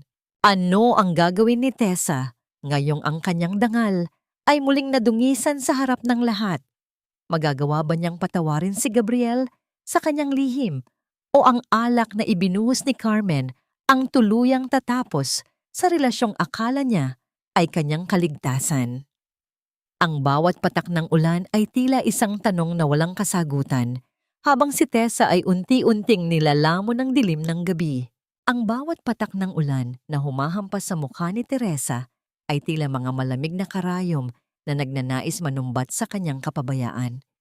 Sa gitna ng dilim ng kalsada, ang ningning ng kanyang puting bestida ay dahan-dahang naglalaho, nilalamon ng mantsa ng alak at putik ng kalsada. Ang bawat hakbang niya ay puno ng panginginig, hindi lamang dahil sa ginaw, kundi dahil sa bigat ng katotohanang tila dumudurog sa kanyang dibdib. Ang tunog ng kanyang mabilis na paghinga ay tila isang awit ng pighati na humahalo sa ihip ng hangin. "Tessa, mag-usap tayo please." Ang boses ni Gabriel ay umalingaw sa kanyang likuran, puno ng desperasyon na tila isang huling hiling ng isang taong nalulunod. Napahinto si Tessa, ngunit hindi siya lumingon. Ang bawat hibla ng kanyang katawan ay naninigas. Ang init ng jacket ni Gabriel na nakabalot sa kanyang balikat ay tila nagiging isang pasanin, isang paalala na ang lalaking nagbigay sa kanya ng init ay siya ring nagtago sa kanya sa likod ng isang malaking kasinungalingan. "Ano pa ang pag-uusapan natin, Gabriel? O baka dapat kitang tawaging Sir Gabriel del Rosario?" Ang kanyang tinig ay basag puno ng pait na tila lason sa kanyang lalamunan. "Ang taxi, ang karenderya, ang lahat ng malasakit mo. Lahat ba iyon ay bahagi lang ng laro niyo ni Lolo Roberto para makita kung gaano kadaling saktan ang isang taong wala nang natitira?" "Hindi, Tessa. Sumumpa ako, ang lahat ng nararamdaman ko para sa iyo ay totoo. Ang pagiging Del Rosario ko ay isang titulong hindi ko hiningi, pero ang pagiging Gabriel na nakilala mo, iyon ang totoong ako." Lumapit si Gabriel, ang kanyang mga mata ay nangingilid ang luha habang pinagmamasdan ang nadungisang anyo ng babaeng mahal niya. Ngunit bago pa makasagot si Tessa, ang katahimikan ng kalsada ay binasag ng paglabas ni na Anton at Carmen mula sa hotel na kinaladkad ng mga security guard patungo sa labas ng gate. Ang mukha ni Carmen ay puno ng puot, ang kanyang buhok ay gulo-gulo, at ang kanyang marangyang suot ay tila basahan na lamang sa paningin ng mundo. Nang makita niya si Tessa at Gabriel, ang kanyang halakhak ay muling pumailan lang isang tunog na puno ng baliw na kagalakan sa gitna ng sariling pagkatalo. Tingnan niyo sila, ang dalawang manlalaro. Sigaw ni Carmen habang itinuturo ang dalawa. Tessa, akala mo ba ay ikaw ang bida? Tiningnan ka lang nila bilang isang eksperimento. At ikaw, Gabriel, ang dumi ng panlasa mo para pumatol sa isang basurang tulad niya. Sa sandaling iyon lumabas si Don Roberto. Mula sa hotel ang kanyang anyo ay puno ng otoridad na tila isang haring handang magbigay ng huling hatol. Sa kanyang kamay ay hawak niya ang mismong folder na ginamit ni Carmen upang sulsulan ang lahat. Ang tanging basura rito, Carmen, ay ang iyong budhi. Ang boses ng matanda ay tila isang kulog na nagpatahimik sa buong paligid. Sinasabi mong may utang si Tessa sa inyo. Ang lahat ng resibong ito ay napatunayang binayaran ni Tessa ng higit pa sa nararapat sa pamamagitan ng kanyang serbisyo.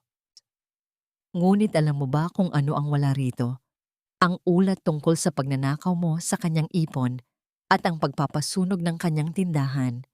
Nanlaki ang mga mata ni Carmen, ang kanyang panginginig ay hindi na nagmumula sa galit, kundi sa matinding takot. Wala kayong ebidensya. Hindi niyo ako mapapabagsak ng ganoon lang. Mayroon kami, Mama. Ang boses ni Anton ay nanggaling sa gilid, ang kanyang ulo ay nakayuko, tila isang asong natalo sa laban. Nakuha na nila ang CCTV ng gasolinahan kung saan ako bumili ng gasolina noong gabing iyon.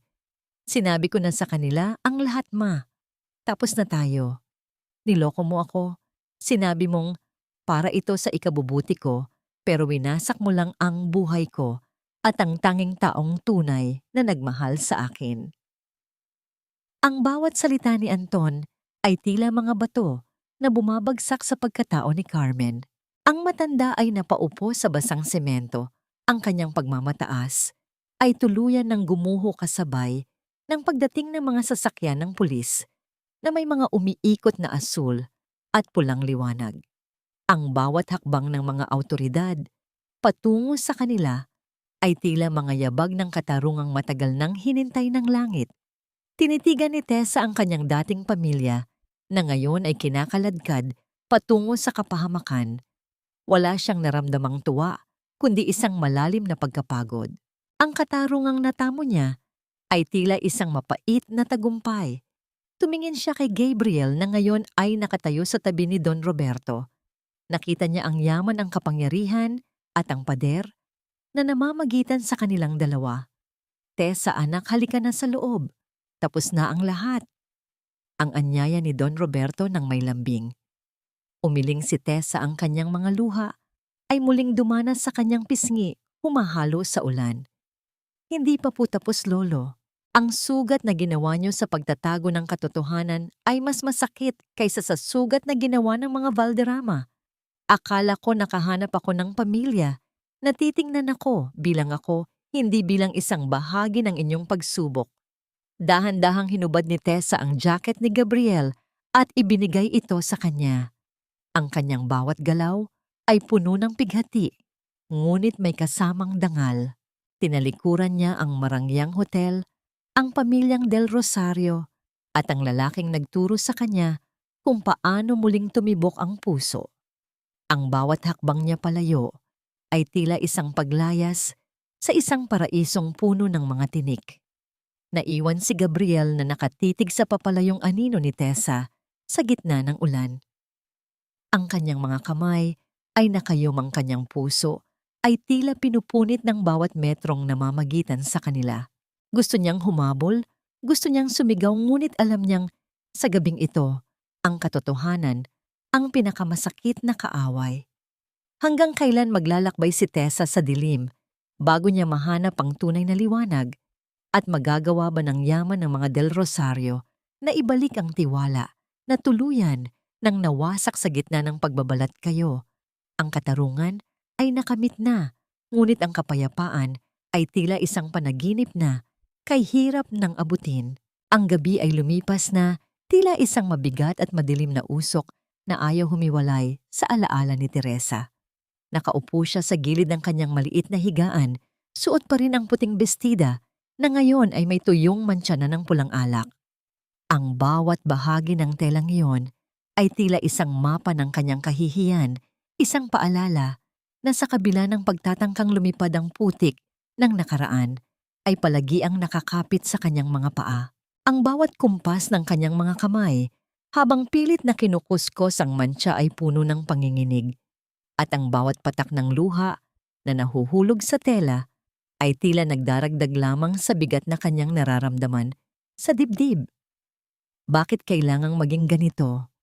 Ang mahinang bulong ni Tessa sa katahimikan ng silid habang ang bawat paghinga niya ay tila isang pakikibaka laban sa namumuong bara sa kanyang lalamunan.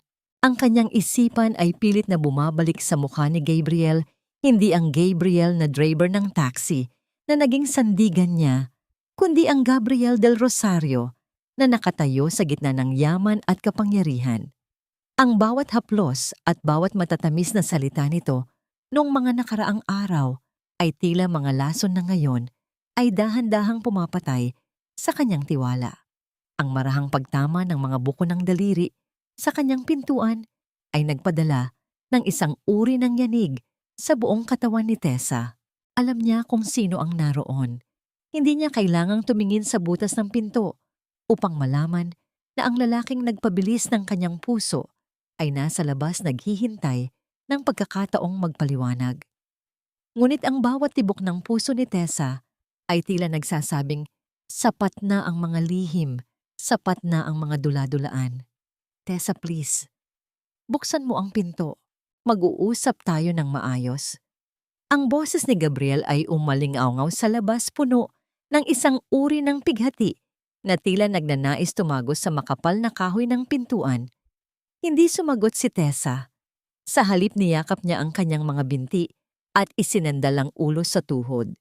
Ang katahimikan ay naging kasing talim ng isang patalim na humihiwa sa pagitan nilang dalawa. Pagkalipas ng ilang sandali, narinig niya ang marahang pag-upo ni Gabriel sa kabilang panig ng pinto. Isang senyales na hindi ito aalis hanggat hindi siya pinapakinggan. Alam kong galit ka. Alam kong pakiramdam mo ay ginamit ka namin para sa isang pagsubok.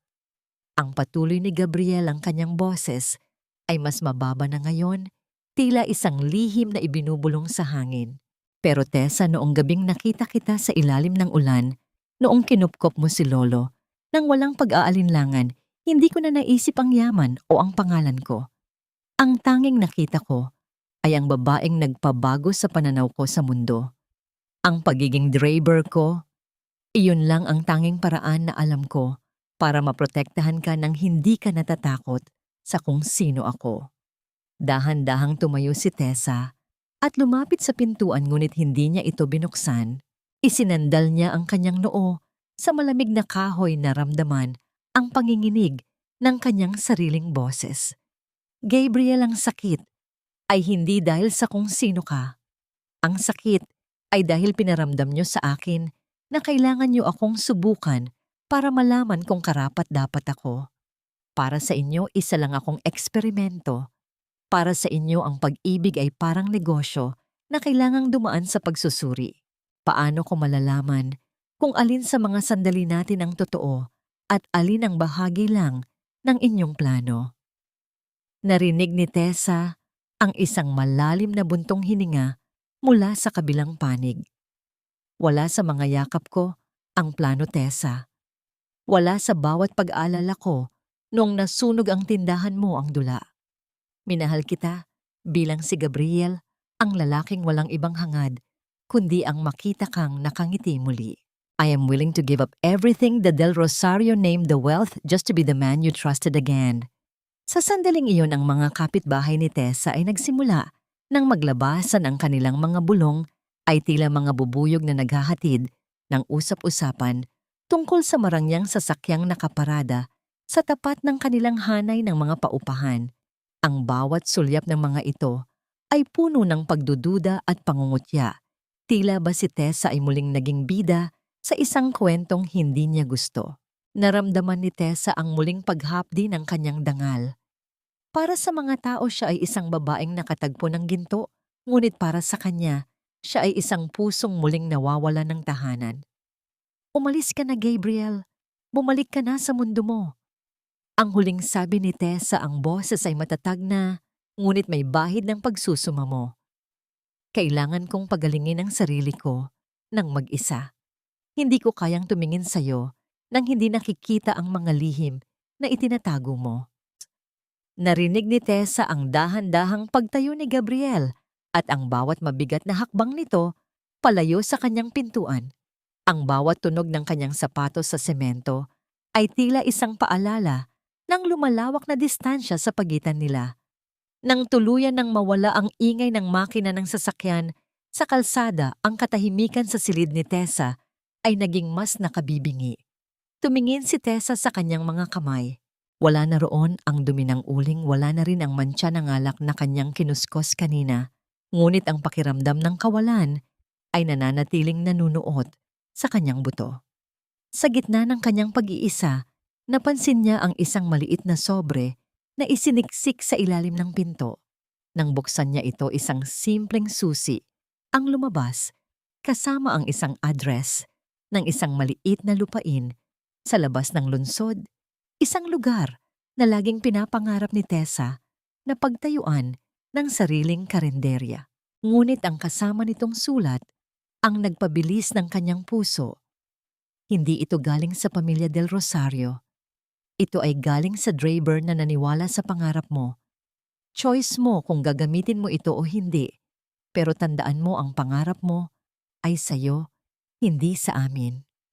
Nakatitig si Tessa sa susi, ang kanyang isipan ay tila isang dagat na pinagtatagpo ang agos ng galit at ang alon ng pangungulila. Gagamitin ba niya ang susing ito upang simulan ang bagong buhay o mananatili siyang bilanggo ng kanyang mga sugat? Sa gitna ng kanyang pag-aalinlangan, isang pamilyar na boses ang muling narinig sa kanyang isipan, ang boses ni Anton, na tila isang mapang-uyam na paalala na ang lahat ng biyaya ay may kaakibat na kapalit. Ano ang gagawin ni Tessa kapag nalaman niyang ang lupang ibinigay ni Gabriel ay may kaugnayan sa isang nakatagong bahagi ng kanyang sariling pamilya na matagal na niyang kinalimutan? Ang misteryo ay tila isang sapot na lalong humihigpit sa bawat galaw ni Tessa patungo sa kalayaan. Ang susing bakal na hawak ni Teresa ay tila may sariling timbang, isang mabigat na paalala ng ugnayang nais na niyang putulin, ngunit pilit na humahatak sa kanya pabalik. Sa bawat hakbang niya palayo sa mataong lungsod, patungo sa address na nakasulat sa kapirasong papel, ang ingay ng mga sasakyan at ang amoy ng usok ay dahan-dahang napapalitan ng sariwang simoy ng hangin at ang banayad na kaluskos ng mga dahon sa ilalim ng kanyang mga paa. Ang lugar ay isang tahimik na sulok sa gilid ng lalawigan, kung saan ang langit ay tila mas malapit sa lupa at ang bawat hininga ay nagdadala ng kapayapaang matagal na niyang ipinagkait sa kanyang sarili. Nang marating niya ang maliit na tarangkahan, naramdaman ni Tessa ang mabilis na pagpintig ng kanyang puso, tila isang ibon na pilit kumakawala sa loob ng kanyang dibdib. Dahan-dahan niyang pinihit ang susi sa kandado at ang bawat paggalaw ng bakal ay nagpapahiwatig ng pagbubukas ng isang pintuan sa kanyang hinaharap. Ang bumungad sa kanya ay hindi isang palasyo, kundi isang payak at malinis na lupain na may maliit na bahay kubo na yari sa kawayan at nipa. Sa gitna ng bakuran ay may isang matandang puno ng mangga na ang mga sanga ay tila yumayakap sa buong paligid. Dito, ito ang ikinuwento ni nanay bago siya nawala. Ang bulong ni Tessa habang ang kanyang mga kamay ay dahan-dahang humahaplos sa magaspang na balat ng puno. Ang bawat alaala ng kanyang kabataan ay tila muling nabubuhay sa bawat amoy ng basang lupa at damo. Naramdaman niya ang pag-init ng kanyang mga mata. Ang mga luha ay muling dumanas nang walang pahintulot. Ngunit sa pagkakataong ito, ang hapdi ay napalitan ng isang uri ng kaginhawaan. Realisasyon ang dumaloy sa kanyang isipan, hindi lamang lupa ang ibinigay ni Gabriel, kundi ang nawalang piraso ng kanyang pagkatao. Habang naglalakad siya sa loob ng munting tahanan, napansin ni Tessa ang isang maliit na altar kung saan nakalagay ang isang larawan ng kanyang ina. May mga sariwang bulaklak ng sampagita na nakalatag sa paanan nito. Ang bango ay nananatiling nanunuot sa silid. Sa sandaling iyon, alam ni Tessa na si Gabriel ay hindi lamang nagmamasid mula sa malayo, kundi inalagaan ang bawat detalyeng mahalaga sa kanya nang walang hinihintay na anumang kapalit. Sa kabilang panig ng lalawigan sa loob ng isang maliit na talyer, si Gabriel ay abala sa pag-aayos ng makina ng isang luma at kalawanging jeep. Ang kanyang mga kamay ay puno ng grasa at ang kanyang noo ay laging may butil ng pawis. Wala ang mga bodyguard, wala ang marangyang kotse at wala ang mga suit na nagpapakita ng kanyang yaman. Dito siya ay simpleng si Gabriel, ang lalaking natutong magmahal sa isang nurse sa gitna ng unos. Ang bawat pag-ikot ng tornilyo ay tila isang paraan niya ng pag-aayos sa sarili niyang mga pagkakamali. Sir Gabriel, may naghahanap po sa inyo sa labas. Ang tawag ng isang mekaniko na nagpabalik sa diwa ni Gabriel mula sa kanyang malalim na pag-iisip. Paglabas ni Gabriel, ang kanyang puso ay tila huminto sa pagtibok. Nakatayo roon si Tessa, suot ang isang simpleng damit at may dalang basket ng mga sariwang prutas mula sa lupang ibinigay niya. Ang bawat segundo ng kanilang pagtititigan ay tila tumagal ng isang dekada. Ang distansyang namamagitan sa kanila ay napuno ng mga salitang hindi kailanman nabigkas ang pagsisisi, ang pangungulila, at ang pag-asang hindi kailanman tuluyang namatay. Gabriel, bakit mo ginawa ito? Ang tanong ni Tessa, ang kanyang boses ay mahinahon na wala na ang pait na narinig noong huli silang mag-usap. Bakit mo kailangang magpakahirap dito, gayong meron kang lahat? Dahan-dahang lumapit si Gabriel, ngunit nanatili ang isang disenteng distansya bilang tanda ng respeto sa rangan boundaries na itinayo ni Tessa. Dahil ang lahat ng yaman sa mundo, Tessa, ay walang halaga kung ang bawat gising ko ay puno ng pagsisisi na hindi ko naging tapat sa babaeng tanging nakakita sa tunay kong pagkatao. Dito wala akong titulo. Dito nagtatrabaho ako para patunayan sa sarili ko na karapat-dapat akong tumayo sa harap mo bilang Gabriel, hindi bilang isang Del Rosario. Isang munting kilig ang muling gumapang sa puso ni Tessa, isang pakiramdam na tila isang namumukadkad na bulaklak matapos ang tagtuyot. Ang bawat haplos ng hangin sa kanilang pagitan ay tila nagdadala ng himig ng paghilom.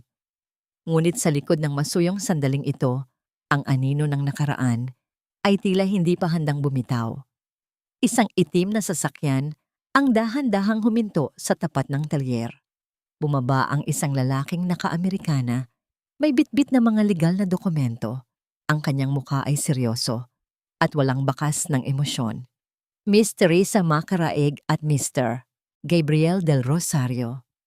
Mayroon po tayong kailangang ayusin tungkol sa kaso ni Doña Carmen Valderrama. Mayroon siyang huling hiling bago ang kanyang sentensya at kailangan ang inyong presensya. Naramdaman ni Tessa ang muling paglamig ng kanyang mga kamay. Ang bawat alaala ng bawat pasakit na ibinigay ni Carmen ay tila isang muling pagbukas ng sugat. Bakit kailangan pa nilang balikan ang taong naging dahilan ng kanilang paghihiwalay? At ano ang huling alas? Nahawak ni Carmen na tila nagnanais pang guluhin ang kapayapaang kakasimula pa lamang nilang itayo. Tumingin si Tessa kay Gabriel at sa pagkakataong ito, hindi siya tumalikod. Sa halip, dahan-dahan niyang hinawakan ng kamay ni Gabriel. Ang init ng kanilang paglalapat ay naging simbolo ng kanilang pagkakaisa laban sa anumang unos na darating. Ang bawat tibok ng kanilang puso ay tila isang panata na hindi na nila hahayaang may lihim pang mamagitan sa kanila. Ngunit sa bawat hakbang nila patungo sa sasakyan, isang katanungan ang nananatiling nakabitin sa hangin. Ang kapatawaran ba ay sapat na upang tuluyan ng ibaon ng puot, o ang huling hiling ni Carmen ay isang bitag na muling sisira sa lahat. Ang bawat hakbang patungo sa loob ng pasilidad ng bilangguan ay tila isang pagtapak sa mga bubog ng nakaraan para kay Teresa. Ang amoy ng antiseptic na humahalo sa amoy ng lumang bakal at semento ay nagbibigay ng isang uri ng bigat sa kanyang dibdib na tila bawat hininga niya ay may kasamang alikabok ng pighati. Sa kanyang tabi, nananatiling tahimik si Gabriel. Ang kanyang mainit na palad ay nakahawak sa nanginginig na kamay ni Tessa, isang tahimik na angkla sa gitna ng malakas na alon ng emosyon. Ang bawat paggalaw ng mga gwardiya at ang tunog ng mabibigat na susi na sumasagis sa kanilang mga sinturon ay tila mga paalala na sa lugar na ito, ang kalayaan ay isang malayong panaginip lamang. Nang pumasok sila sa silid para sa mga bisita, ang tanging naghihiwalay sa kanila sa kabilang panig ay isang makapal na salamin. Doon nakaupo ang isang babaeng halos hindi na makilala ni Tessa. Si Doña Carmen na dati ay laging maayos ang buhok at puno ng mga mamahaling hiyas ang leeg, ay ngayon ay may mga puting buhok na naglalabasan at ang balat ay tila isang tuyot na dahon na nawalan ng sustansya. Ang kanyang mga mata na dati ay laging nagbubuga ng apoy ng pangungutya ay ngayon ay tila dalawang madilim na balon ng kawalan at takot. Dahan-dahang itinaas ni Carmen ang kanyang nanginginig na kamay upang hawakan ang telepono. Ang bawat paghinga niya ay maririnig sa kabilang panig isang gumaralgal na tunog na tila isang makina na malapit ng masira. Tumingin siya kay Tessa at sa unang pagkakataon, walang bakas ng galit sa kanyang mukha. Tanging isang malalim at nakapangingilabot na pagsisisi. Tessa mo, anak ke. Ang boses ni Carmen ay tila isang marupok na sinulid na anumang sandali ay mapuputol. Salamat. Salamat dahil pumunta ka. Alam kong wala akong karapatang humarap sa'yo pagkatapos ng lahat ng ginawa ko. Naramdaman ni Tessa ang muling pagbara ng kung ano sa kanyang lalamunan.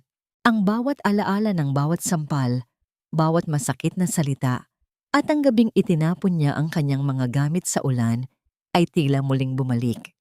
Ngunit sa gitna ng hapding iyon, nakita rin ni Tessa ang isang babaeng talunan, isang babaeng kinain ng sarili niyang kasakiman. Bakit niyo po ako gustong makita, Doña Carmen? Hindi ba't sinabi niyo noon na basura lang ako sa buhay niyo? Yumuko si Carmen, ang kanyang mga balikat ay nanginginig sa pigil na hikbi. Ang kanyang mga luha ay dahan-dahang dumanas sa kanyang kulubot na pisngi, humahalo sa dumi ng kanyang mukha. Patawarin mo ako, Tessa. Ang lahat ng galit ko sa'yo, hindi iyon dahil sa wala kang kwenta. Iyon ay dahil sa takot ko. Takot ako na sa bawat araw na nakikita ko ang kabutihan mo, mas nakikita ko kung gaano ako kadumi. Takot ako na balang araw malalaman mo ang katotohanan tungkol sa iyong ina. Naramdaman ni Tessa ang biglang pagtigil ng kanyang mundo. Ang bawat pintig ng kanyang puso ay tila naging isang malakas na yabag sa loob ng kanyang isipan. Anong katotohanan tungkol sa nanay ko? Ang tanong ni Tessa, ang kanyang boses ay puno ng kaba. Inilapit ni Carmen ang kanyang mukha sa salamin. Ang kanyang mga mata ay puno ng isang uri ng desperasyon. Ang iyong ina, hindi siya basta-bastang katulong lamang namin. Noong huling sandali niya, may ibinigay siyang isang dokumento sa akin, isang trust fund na galing sa pamilya Del Rosario para sa pag-aaral mo at para sa kinabukasan niyo. Pinunit ko yon, Tessa. Itinago ko ang lahat dahil gusto kong manatili kang nakadepende sa amin. Gusto kong manatili kang bilanggo ng utang na loob na ako mismo ang gumawa. Ang pag-amin na iyon ay tila isang matalim na kidlat na tumama sa gitna ng ballroom ng kanilang mga buhay. Napabitaw si Tessa sa telepono. Ang kanyang mga kamay ay tila nawalan ng lakas. Ang bawat paghihirap na dinanas niya, ang bawat shift sa ospital na tila walang katapusan, at ang bawat pagyuko niya sa harap ni Carmen ay lahat pala ay nakabase sa isang malaking nakaw na pagkakataon. Tumingin siya kay Gabriel na ngayon ay may bakas din ng gulat sa kanyang mga mata. You stole my mother's last wish for me. Ang boses ni Tessa ay naging malamig, isang uri ng lamig na tila nagmumula sa kailaliman ng isang nagyeyelong dagat. Pinanood niyo akong magdusa. Pinanood niyo akong magmakaawa para sa perang dapat ay sa akin na naman talaga. Patawad, Tessa. Please patawarin mo ako. Ang pagsusumamo ni Carmen habang pilit na kinakatok ang salamin, isang tunog ng desperasyon na tila isang ibong nagpupumiglas sa isang hawlang ngibakal. Ito ang huling hiling ko bago ako tuluyang mabulok dito. Patawarin mo ako, hindi dahil karapat-dapat ako, kundi dahil kailangan ng kaluluwa mo na lumaya sa galit na itinanim ko. Napatayo si Tessa, ang kanyang mga balikat ay nanginginig sa pagitan ng puot at habag. Tumingin siya kay Gabriel at sa gitna ng katahimikan ng silid, naramdaman niya ang marahang paghawak ni Gabriel sa kanyang baywang, isang haplos na tila nagsasabing handa itong sumuporta sa anumang magiging desisyon niya. Ang bawat segundo ng kanilang pagtititigan ay tila puno ng mga tanong na walang madaling kasagutan. Ang kapatawaran, Doña Carmen, ay hindi isang bagay na ibinibigay dahil lamang sa hiningi niyo ito. Ang sabi ni Tessa, ang kanyang boses ay matatag na ngunit may bahid ng pait. Ibibigay ko ito kapag ang bawat sugat na ginawa niyo ay ganap ng naghilom. Sa ngayon, ang tanging maibibigay ko ay ang panalangin mahanap niyo ang inyong sarili sa gitna ng dilim na kayo rin ang gumawa. Tinalikuran ni Tessa ang salamin. Tinalikuran niya ang babaeng minsan ay naging reyna ng kanyang mga bangungot. Habang naglalakad sila palayo sa visiting area, naramdaman ni Tessa ang unti-unting paggaan ng kanyang pakiramdam, tila isang mabigat na kadena ang dahan-dahang nakakalas sa kanyang leeg. Ngunit bago sila tuluyang makalabas sa pasilidad, isang pamilyar na anino ang nakatayo sa dulo ng pasilyo. Si Anton. Nakasuot siya ng uniforme ng mga bilanggo. Ang kanyang mukha ay payat at ang kanyang mga mata ay tila nawalan na ng ningning. Nang makita niya sina Tessa at Gabriel, huminto siya, ang kanyang bawat paghinga ay tila isang mabigat na pasanin. Ang bawat hakbang niya patungo sa kanila ay tila puno ng takot at hiya. Tessa, mag-iingat ka. Ang tanging nasabi ni Anton, ang kanyang boses ay tila isang bulong na tinangay ng hangin. Wala nang mga insulto, wala nang gaslighting, wala nang mapaglarong mga mata. Tanging isang lalaking nakaharap sa bunga ng kanyang sariling mga pagkakamali. Tumango lamang si Tessa, isang pagkilala sa isang bahagi ng kanyang buhay na kailangan na niyang bitawan. Paglabas nila sa tarangkahan ng bilangguan, ang sikat ng araw ay sumalubong sa kanila, mainit at puno ng pangako. Ngunit sa gitna ng katahimikan ng kanilang paglalakad patungo sa sasakyan, isang katanungan ang sumagi sa isipan ni Tessa. Kung ang trust fund na sinasabi ni Carmen ay galing sa pamilya Del Rosario, ano nga ba ang tunay na ugnayan ng kanyang ina sa pamilya ni Gabriel? Isang misteryong tila nagbubukas ng isang bagong pahina ng pagdududa sa gitna ng kanilang muling pagtatagpo. Tumingin si Tessa kay Gabriel na ngayon ay tahimik na nagmamaneho. Ang bawat kumpas ng mga kamay nito sa manibela ay tila isang tula ng katapatan, ngunit ang mga salita ni Carmen ay tila isang hamog na muling bumabalot sa kanyang isipan. Ang katarungan ba ay tunay na katarungan kung ito ay nakatago sa likod ng mga lihim na tila walang katapusan? Ang gabi ay tila isang malawak at madilim na kumot na bumabalot sa bawat sulok ng lungsod, ngunit sa isang madilim na eskinita, malapit sa bagong karenderya ni Teresa, ang katahimikan ay may dalang panganib. Ang bawat anino sa dingding ay tila humahaba, sumasabay sa mabagal at gumaralgal na paghinga ng isang lalaking naghihintay sa dilim. Si Anton na ngayon ay may mga matang nanlalalim at anyong tinalo ng bisyo at desperasyon ay nakatayo roon. Ang kanyang bawat paggalaw ay puno ng panginginig, isang bunga ng kanyang pagkalubog sa madilim na mundo ng bawal na gamot matapos mawala ang lahat ng kanyang karangyaan.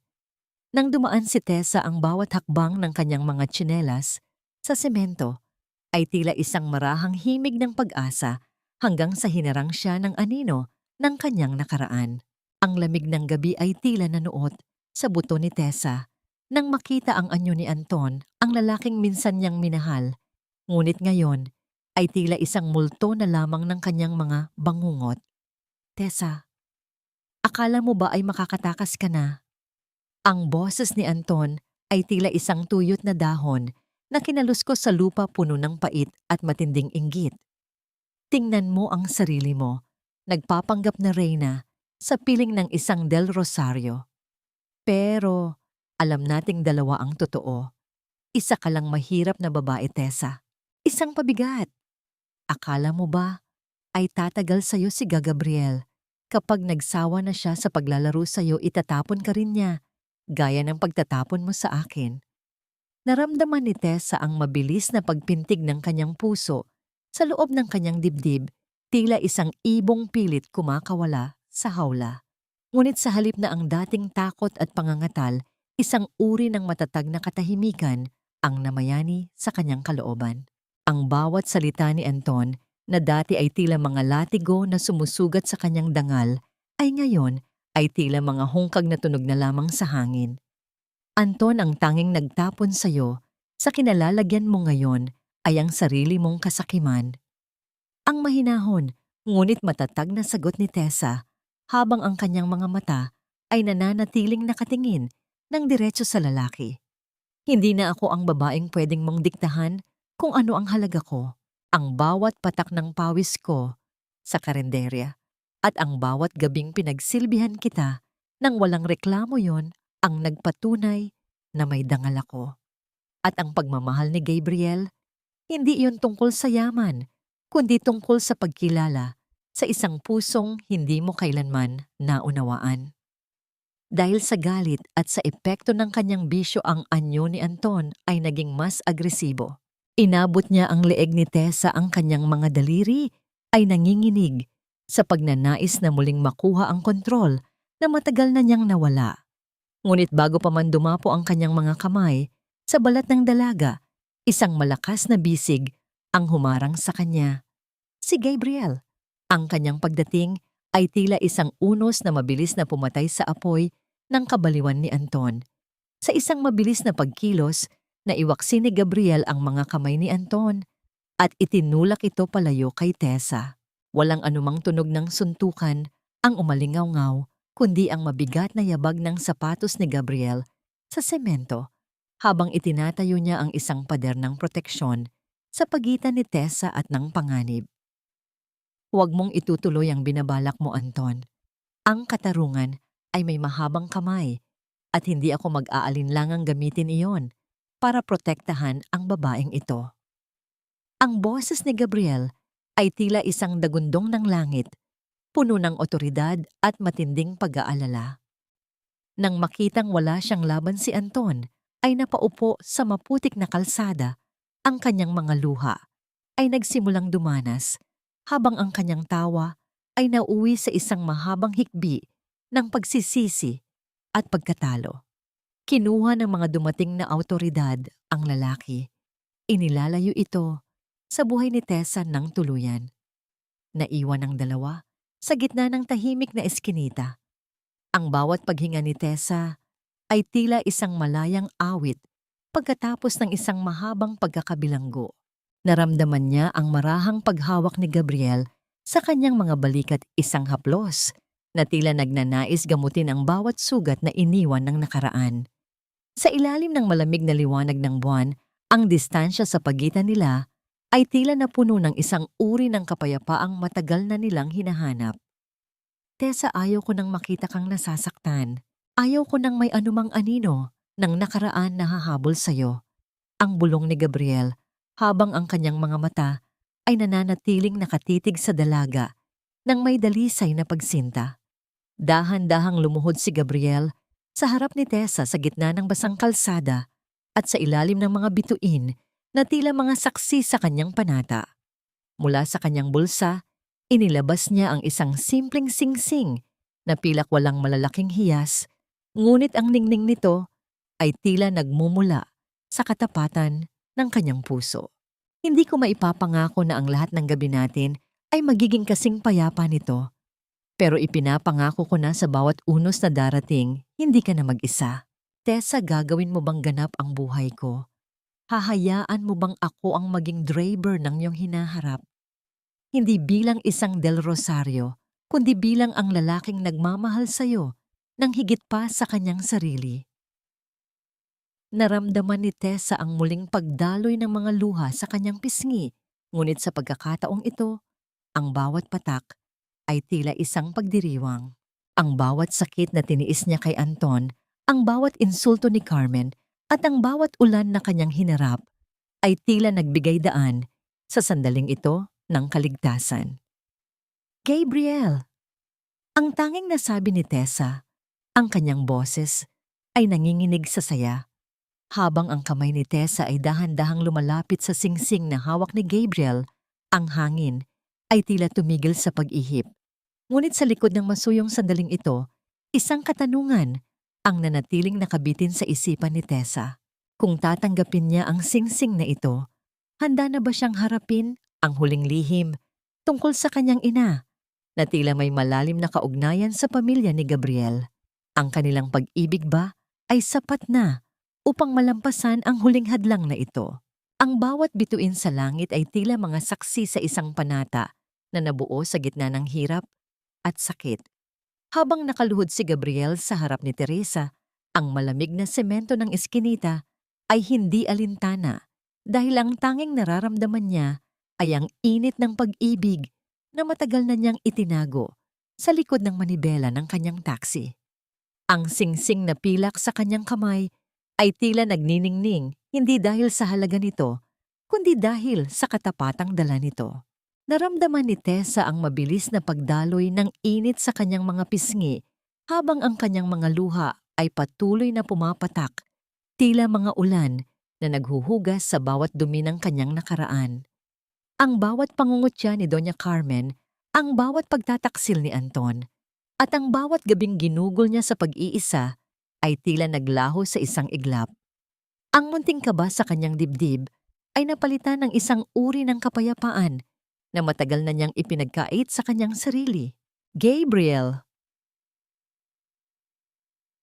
Ang mahinang bulong ni Tessa ang kanyang boses ay nanginginig sa matinding kagalakan. Hindi ko kailangan ng yaman ng mga Del Rosario.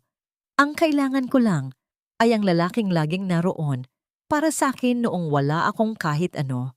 Kung ikaw yun, kung ikaw si Gabriel na driver ng buhay ko, oo. Tinatanggap ko ang singsing na ito. Dahan-dahang kinuha ni Gabriel ang kamay ni Tessa at isinuot ang singsing. Ang pagdampi ng malamig na metal sa balat ng dalaga ay nagpadala ng isang uri ng kuryente ng kilig na tila nagpabilis sa tibok ng kanilang mga puso. Tumayo si Gabriel at dahan-dahang hinawakan ang mukha ni Tessa. Ang kanyang mga ibudaliri ay marahang pinupunasan ang mga luha sa pisngi nito.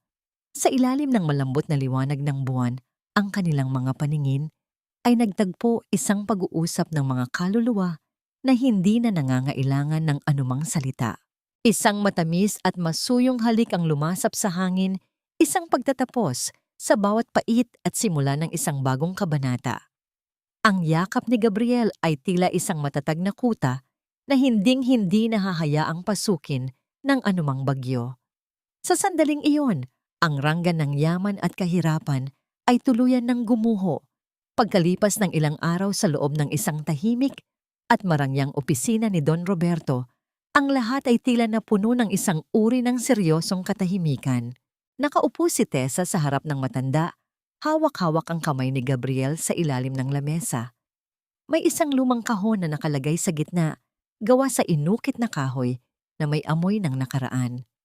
Tessa, anak. Ang simula ni Don Roberto, ang kanyang boses ay puno ng emosyon. Bago ko ibigay ang lahat ng dokumento ng trust fund mo, may kailangan kang malaman. Ang iyong ina ay hindi lamang naging tapat na lingkod sa aming pamilya. Siya ang naging tagapagtanggol ng aking yumaong asawa noong mga panahong ako ay abala sa negosyo. Ang lupang tinatayuan ng karinderya mo ngayon ay hindi regalo mula sa akin. Iyon ay talagang pag-aari ng iyong ina na ipinagkatiwala niya sa akin bago siya pumanaw upang ibigay sa iyo sa tamang panahon. Naramdaman ni Tessa ang muling pagbara ng kanyang lalamunan. Ang bawat paghihirap ng kanyang ina ay lahat pala ay para sa kanyang kinabukasan. Ang bawat sakripisyo nito ay tila isang binhi na ngayon ay ganap ng namumukadkad. Ngayon ang kanyang pagkatao ay hindi na nababantayan ng utang na loob sa ibang tao, kundi ng pagmamahal ng kanyang sariling dugo. Hindi ko na kayang baguhin ang ginawa ng mga Valderrama, ang pagpapatuloy ni Don Roberto habang dahan-dahang binubuksan ang kahon. Pero maaari kong sisiguraduhin na ang huling hiling ng iyong ina ay matutupad. You are a woman of substance, Teresa. At sa pagpasok mo sa aming pamilya, ikaw ang magsisilbing paalala na ang tunay na dangal ay nasa puso. Habang papalabas sila ng mansyon, huminto si Tessa sa malawak na hardin. Tiningnan niya ang kanyang kamay na may suot na simpleng singsing na pilak. Sa malayo nakita niya ang papasikat na araw. Ang kulay nito ay tila ginto na nagbibigay ng bagong buhay sa buong mundo. Ngunit sa likod ng kanyang nangiti, naramdaman niya ang isang uri ng takot. Isang takot na baka ang lahat ng ito ay masyadong maganda para maging totoo. Gabriel, ang tawag ni Tessa habang isinasandal ang kanyang ulo sa balikat ng lalaki. What if hindi ako maging sapat para sa mundo niyo? What if ang mga lihim ng nakaraan ay muling kumatok sa atin? Humarap si Gabriel sa kanya, ang kanyang mga mata ay puno ng isang determinasyon na hindi matitibag ng anumang pag-aalinlangan. Tessa, ang mundo nila ay hindi na mahalaga. Ang mundo natin ay ang karenderiya, ang taxi, at ang bawat tawa nating dalawa. Hinding-hindi kita bibitawan kahit anong sikreto pa ang lumitaw. Magtiwala ka sa akin at magtiwala ka sa pag-ibig nating napatunayan na sa gitna ng apoy. Niyakap ni Tessa ng mahigpit si Gabriel, nararamdaman ang bawat pintig ng puso nito na tila isang panata sa gitna ng katahimikan. Ang unos ay tapos na, ang katarungan ay nakamit na, at ang bawat sugat ay nagsisimula na ring maghilom. Ngunit habang sila ay naglalakad patungo sa kanilang bagong simula, isang pamilyar na boses ang tila narinig ni Tessa sa ihip ng hangin, ang boses ng kanyang ina na tila bumubulong ng isang huling babala. Handa na ba si Tessa na ganap na talikuran ang kanyang nakaraan upang yakapin ang isang bukas na puno ng yaman at kapangyarihan, o ang mga perlas ng pamilya Del Rosario ay magiging isa na namang uri ng bilangguan para sa kanyang malayang kaluluwa? Ang huling hakbang ay tila pinakamahirap, habang ang bawat segundo ng kanilang paglalakad ay puno ng katanungang tanging panahon lamang ang makakasagot. Lumipas ang isang taon na tila isang banayad na agos ng ilog, dahang tinatangay ang mga alaala ng pait at pinalalitan ito ng mga binhi ng bagong pag-asa. Sa gitna ng isang maunlad na bahagi ng lungsod, nakatayo ang isang gusali na hindi kasing taas ng mga skyscraper ng pamilya Del Rosario, ngunit ang ningning nito ay nagmumula sa init ng pagmamahal na nananahan sa loob. Ito ang Teresa's Garden, isang malaki at modernong karenderya na naging tulay sa pagitan ng mga taong mayaman at ng mga ordinaryong manggagawa. Ang bawat amoy ng nilulutong sinigang at adobo ay tila isang paanyaya ng kapayapaan na nagpapaalala sa lahat na sa harap ng hapagkainan, ang lahat ay magkakapantay. Sa loob ng kusina, abala si Tessa sa pag-aayos ng mga huling rekado. Ang kanyang mga galaw ay puno ng kumpiyansa at dangal. Wala na ang kaba sa kanyang mga mata, at ang bawat haplos niya sa mga kagamitan sa pagluluto ay tila isang sining. Suot pa rin niya ang simpleng singsing na pilak na ngayon ay may kasama ng isang gintong wedding band, isang simbolo ng kanyang pananatili sa tabi ni Gabriel, sa kabila ng lahat ng unos. Love, handa na ba ang table? Para kay Lolo Roberto parating na siya, kasama ang ilang mga board members. Ang boses ni Gabriel ay umalingaw-ngaw mula sa pinto, puno ng tamis at pagmamalaki. Lumingon si Tessa at sumilay ang isang ngiting tila sikat ng araw pagkatapos ng bagyo. Lumapit si Gabriel na ngayon ay nakauniforme lamang ng asul na polo shirt na may logo ng kanilang kainan. Kahit siya ang tumatayong CEO ng Del Rosario Group, pinili niyang gugulin ang kanyang mga tanghalian dito tumutulong sa pagsisilbi at pag-aayos ng mga lamesa. Dahan-dahang hinawakan ni Gabriel ang baywang ni Tessa at hinalikan ng noo nito isang masuyong sandali na tila nagpapahinto sa ikot ng mundo. Ready na, Gabriel? Always ready pagdating sa inyo. Ang sagot ni Tessa ng may malambing na tono. Salamat sa pagtulong ha, I know busy ka sa office. Anything for my Reyna. At saka mas masarap mag-serve dito kaysa maupo sa boardroom. Ang biro ni Gabriel na nagpadala ng munting kilig sa dibdib ni Tessa. Sa isang sulok ng kainan nakaupo si Don Roberto, pinapanood ang kanyang apo at ang apo ng kanyang matalik na kaibigan. Ang kanyang mga mata ay nagniningning sa kagalakan. Alam niyang ang huling hiling ng ina ni Tessa ay ganap nang natupad sa pinakamagandang paraan. Wala nang mga lihim, wala nang mga pagsubok, tanging isang pamilyang binuo ng katotohanan. Habang nagaganap ang masayang salo-salo, sumagi sa isipan ni Tessa ang kanyang pagbisita sa pasilidad ng bilangguan noong nakaraang buwan.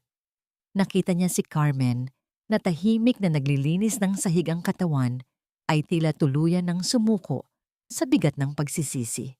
Nakita rin niya si Anton na nagtatrabaho sa loob, ang mga mata ay wala ng puot, kundi isang malalim na kawalan. Napagtanto ni Tessa na ang kapatawaran ay hindi nangangahulugang kailangang bumalik ang lahat sa dati. Ang kapatawaran ay ang pagbitaw sa bigat ng galit upang ang iyong sariling mga pakpak ay muling makalipad. Hindi na niya hinhangad ang anumang paghihiganti dahil ang makita silang nahaharap sa bunga ng kanilang sariling mga desisyon ay sapat ng katarungan para sa kanya. Ang kapayapaang nararamdaman niya ngayon ay ang tunay na kayamanan na hindi kailanman nanakaw ni Carmen. Tessa, anak, halika rito at sumabay ka sa amin. Ang aya ni Don Roberto, habang ang mga panauhin ay tila naging isang malaking pamilya sa ilalim ng iisang bubong. Umupo si Tessa sa tabi ni Gabriel, hinahawakan ang kamay nito sa ibabaw ng lamesa. Ang bawat pagtama ng mga kutsara at tinidor sa porselana ay tila isang musikang nagdiriwang sa kanilang tagumpay. Sa bawat tawa at kwentuhan naramdaman ni Tessa ang presensya ng kanyang ina, tila bumubulong sa hangin na ang lahat ay maayos na. Ang kwento ni Teresa Macareg ay hindi lamang tungkol sa isang dalagang nakatagpo ng mayamang lalaki. Ito ay kwento ng isang pusong tumangging madungisan ng puot sa kabila ng paulit-ulit na pagdurog. Ito ay paalala na ang tunay na utang na loob ay hindi dapat maging bilangguan, kundi isang inspirasyon upang maging mas mabuting tao. Sa paglubog ng araw sa labas ng Teresa's Garden, ang bawat anino ay tila naglalaho sa liwanag ng mga bagong pangarap. Ang ginto ay matatagpuan sa kaibuturan ng lupa, ngunit ang tunay na dangal ay matatagpuan sa kaibuturan ng isang pusong handang magmahal, magtiis, at sa huli maghilom ng ganap. Dito nagtatapos ang paglalakbay ng isang hiyas na dumaan sa apoy na ngayon ay nagniningning ng mas maliwanag kaysa sa anumang bituin sa langit.